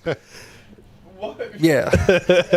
Wild. I don't know. I was just playing scenarios out in my head, right? Yeah. Because I just heard all this over the phone. Yeah. I wasn't there. I couldn't see it. And the way I operate, if I can't see it, it's hard for me to feel emotion about it. If I didn't see it happen, or if I'm not there participating and stuff, it is very hard for me to put my emotions to your level. Yeah. Well, so, a couple of days go by, I finally come home, and then I start seeing things. Like, I seen a shadow go by. I'm like, what the crap was that, and all this and that. But it seems like she's confined to one part of the house. Like, she's not went into any bedrooms yet that I know of. Have you looked into, the history of the house or anything? Yeah, well, it's only had one owner before me. He was a moonshiner. I actually found his still and everything. So Wow. I still have it. It's awesome. But his wife died in the house.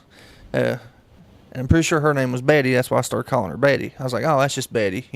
She just wants out. Yeah, that's wild, man. I just play it. But just the other night, actually, the most recent occurrence, I was laying in bed. And my wife was in the bathroom. We have a bathroom in our bedroom. Well, I see a shadow go through the kitchen. And my older boy is phenomenal for trying to scare us. And so I seen where the shadow went. I was like, all right, I seen him. I said, I'm going to get him. So I get up and I start crawling in there myself and stuff, go to scare him. And I pop around the corner. There's no one there. Oh, man. I'm like, he must have moved and I didn't see it. Yeah. So I go into the living room. I start looking behind couches and all this and that. No, I go to his bedroom. He's in the bed asleep. I'm like, all right, bedtime I go. Yeah. So I told you I hadn't had a ghost experience until you started. I don't know what. That's crazy, dude. I don't know how you live with that. I couldn't do it. Like, if I just bought a house and there's a ghost in it, I'm freaking out of there, bro. I'm out. I cannot deal with that stuff. So I lived in an apartment over here when I first met my wife. We were watching this thing on Netflix. It was like, you remember the old TV show Sabrina the Witch? Yeah. So it was like a amped up version, and they were on there doing like these chants and stuff. And they had to be real or something. But we were sitting there, man, watching the TV, and we had a closet door over there, and it just goes, and I was like, don't even look over there, honey. I was like, don't even look at it.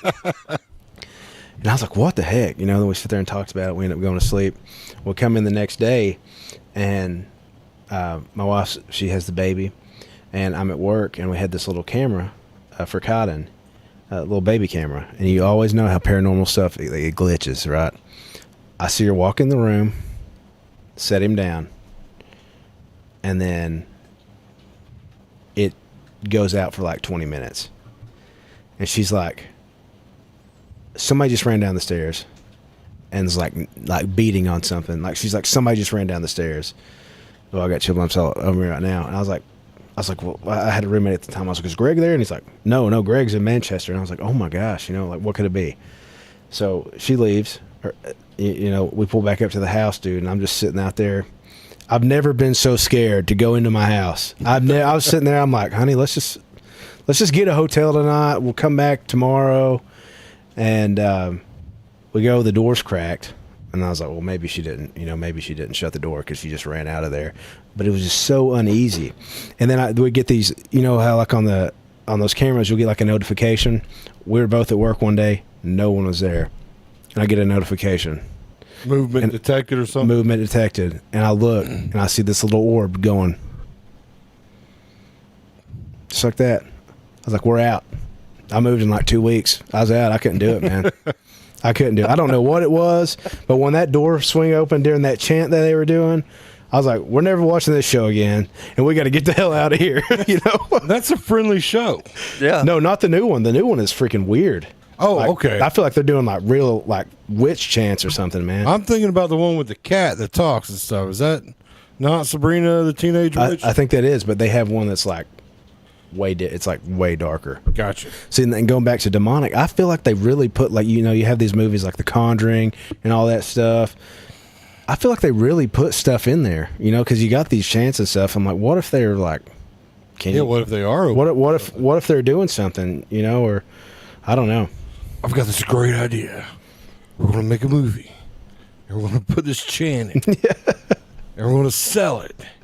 And millions of people are going to have this chant happen right in the middle of their homes. Yeah. Well, That's wild. That's wild to even think about. my parents used to live right down here on Hamlin, around Rotary Park and stuff. You know. Yeah. Well, in that house, there's only one bathroom, and you had to go through my mom and dad's bedroom to get to the bathroom. And one night, the toilet kept flushing all by itself. And you know how some toilets, they just continuously run and stuff. This one literally kept flushing. Like he heard the handle pull down, it flushed everything. My dad did. Well, he thought it was us kids in there trying to play with the toilet and stuff. Like, we're all teenagers. Why the crap would we want to play with the toilet? Sneak through your room. Yeah. Yeah. I got them. Get one for me too while you're there, Jericho. So he finally got up. He got mad. So he got up. He thought he'd catch one of us kids running back to our bedrooms or something. I mean, we're not little. We're all, pretty much grown. Like, you're going to see us go past your bed and stuff. We're not crawling under your bed to flush the toilet. Yeah. Yeah. Well, so he gets up. He says he walks all through the house, checks everybody. Everybody's in bed asleep. Yeah. He said by the time he made it back to his bedroom, the toilet flushed again. So he instantly walked in the bathroom. No one was in there. That's crazy. That's wild. Yeah. It's good stuff, though. I don't know, man. I just try to figure out like what is it? What is that? Why aren't they there? Then you have like the spiritual realm, like you're talking about. You got the angels and the demons, and like, what is that? What's the ghost? Yeah, are they in the middle? Are they like what is the ghost? I don't know. Bible says there's no rest for the wicked, and it says don't mess with the dead. Period. So let the dead bury the dead. Yeah. Ronnie is also a preacher. Awesome. Yeah, so I mean, he could throw some scripture at us, and listen. Are you super pressed for time? Are you super pressed for time? No. You got like 10 extra minutes? I got 10 extra minutes. All right. Ronnie, while you're here, have you heard this lady on TikTok asking churches for formula? Have you heard about it, Ronnie? Yeah. Asking churches for formula? But matter of fact, I'll give Ronnie a shout out right here. His sermon Sunday, he actually preached about her, and he mentioned things about her that I didn't know, and it really makes you turn against her. So, would you like to enlighten us a little bit, Ronnie? Well, around here? Yeah, she's from Somerset. It's not turn against her. That's not. Well, if you don't mind, would you start? He's not heard anything about her. Okay, so she's going viral. Viral. I mean, viral to where even big TikTokers are seeing and making, remakes of her videos. Okay. So what she's doing is calling churches, pretending that she has a 2-month-old daughter, And she ran out of formula last night, so she needs help getting formula. And she's posting these TikTok videos of the call, the interactions. And some of the churches are saying, sure, we can help. But a lot of churches are saying, no, we can't, or we don't stock that in our food pantry.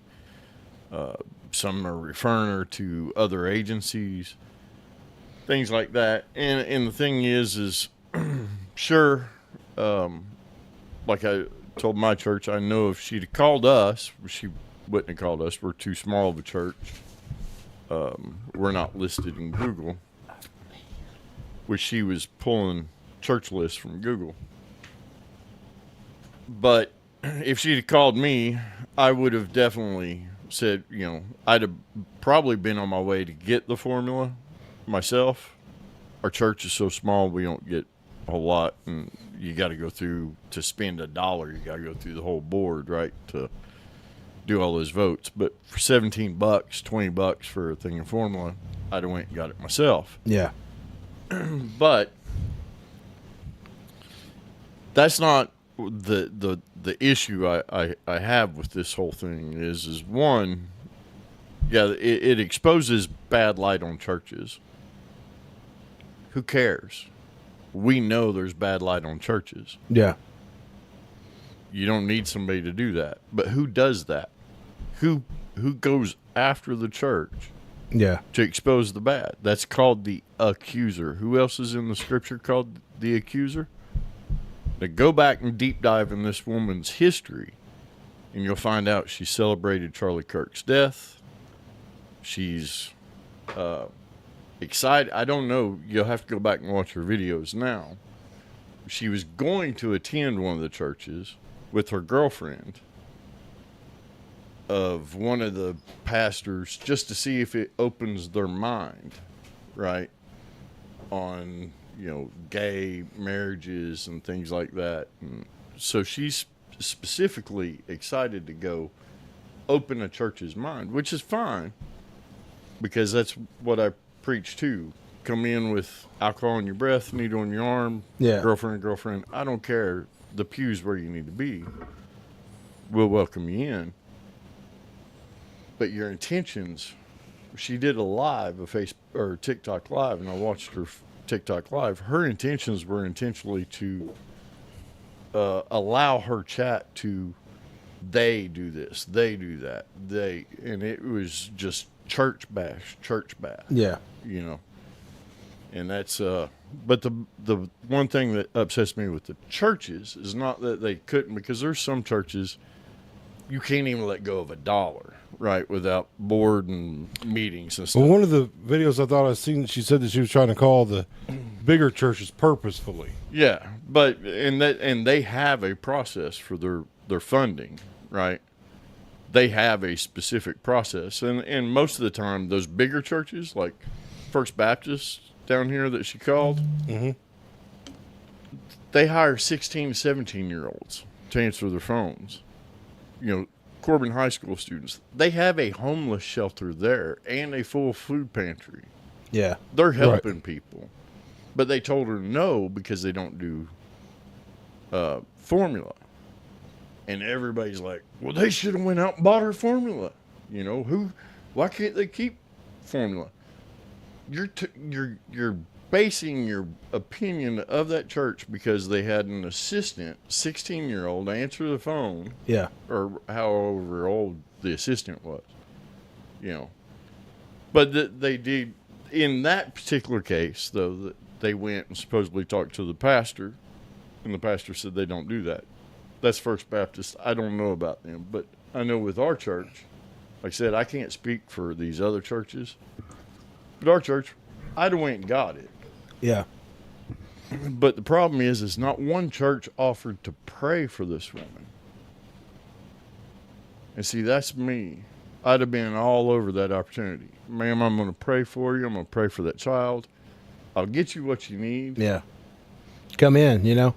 But I'm going to be honest with you, $20 ain't going to cure your problem. Yeah. This is going to solve you for a couple of days, and then your child's out of formula again. Yeah.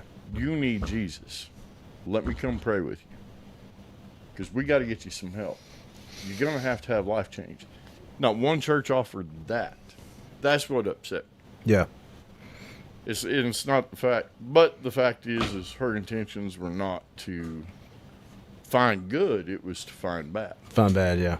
You can find bad in anything. And you're going to find bad at churches. Yeah. I find bad at churches, and I'm a pastor. Yeah. So just because you're church don't mean you're perfect, man. Right. Mm-hmm. But yeah, that's the thing with that. But it does upset me the fact that there's this whole thing on, that sets the divide, and that you can see it in all our comments. They take money, yeah, and they hoard it for themselves and don't help nobody. I'm a pastor. I own RJ's Beef Jerky. I don't make any money on this. Yeah. Zero. I am debt negative $100,000. I'm in the hole $100,000 on this. Broke. Verge of divorce, verge of bankruptcy, everything. Because of this. But I give away more than any one of these hypocrites. Yeah.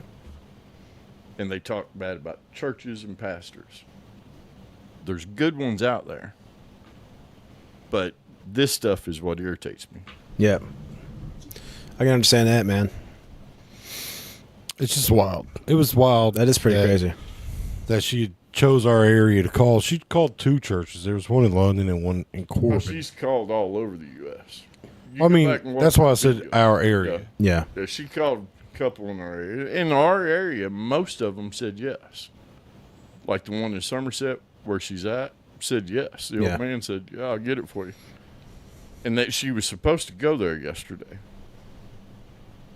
And I had the church pray for her that God opens her eyes too. Yeah. But again, that's just some of that. Yeah, I haven't seen any of that, man. That's pretty wild. Well, I mean, it's if you're looking for bad in anything, you can find bad, And yeah, I think like if she were to call me, I definitely would have, definitely would have got her the formula. Well, I mean, just based on the story that you told at the beginning that nobody could hear. Yeah. It's all right.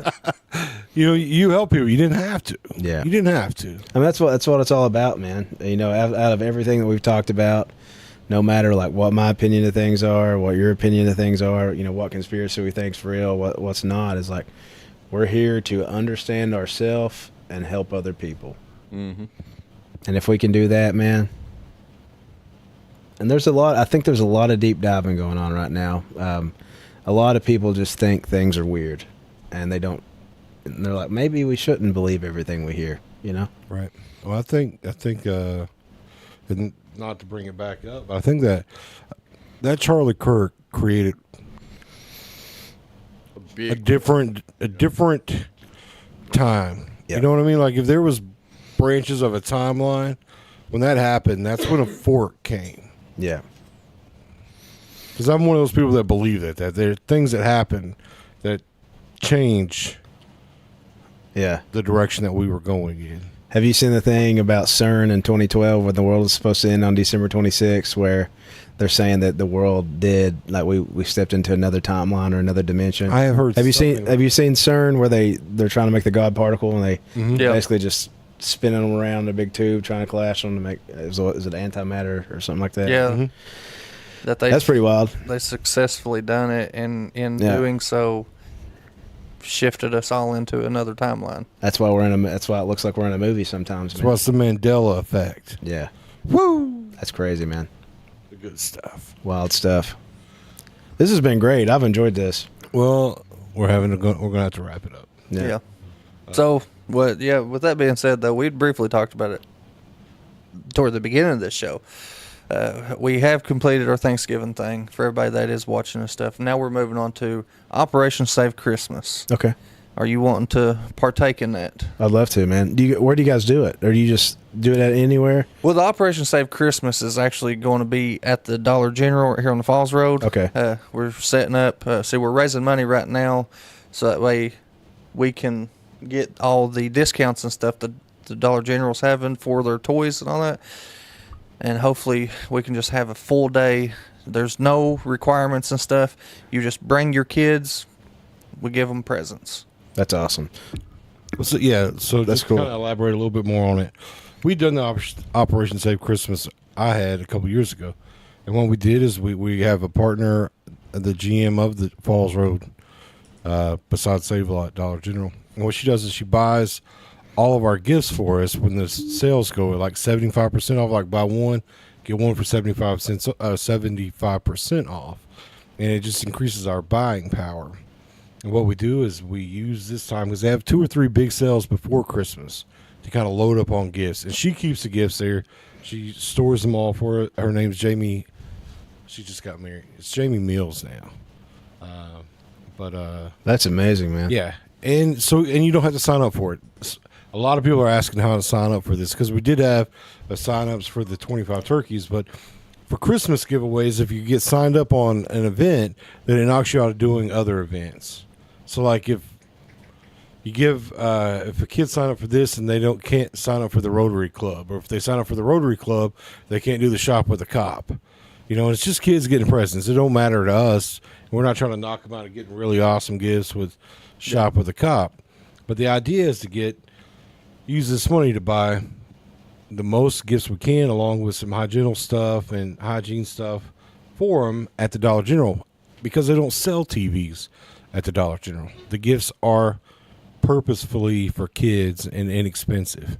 That way, some kids have some parents that may try to return gifts To get money. And if Dang, man. the gifts that we're buying are $25 gifts, that the Dollar General she'll actually mark out the barcodes so that so that it can't be returned, and the kids get to keep the gifts.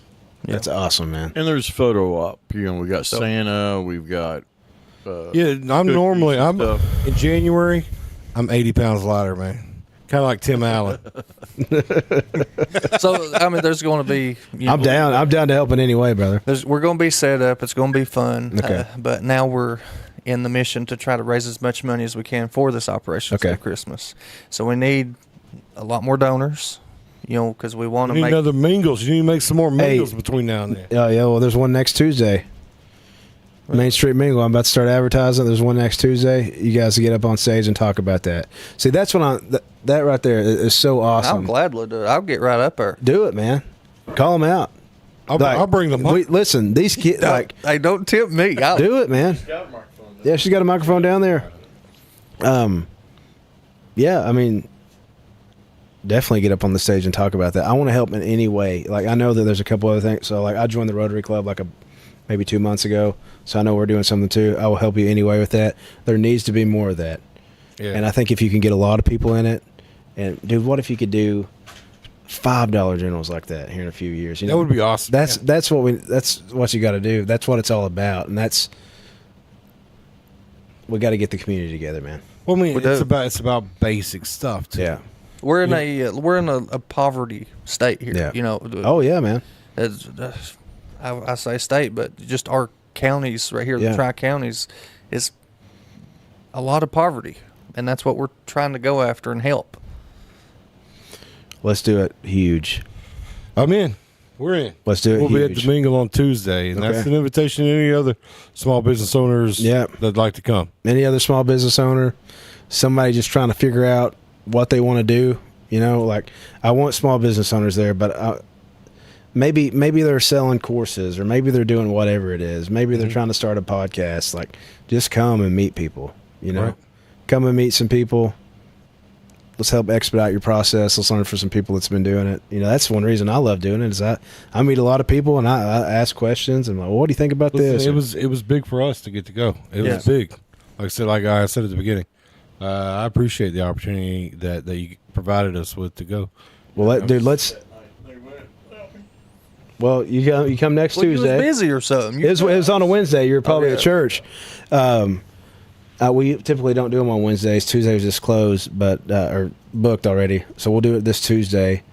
Dude, let's make this Christmas huge, man. I mean, if we can get 40 people in there, I guarantee you that there will be a lot of people that help. Let's do it. Yeah.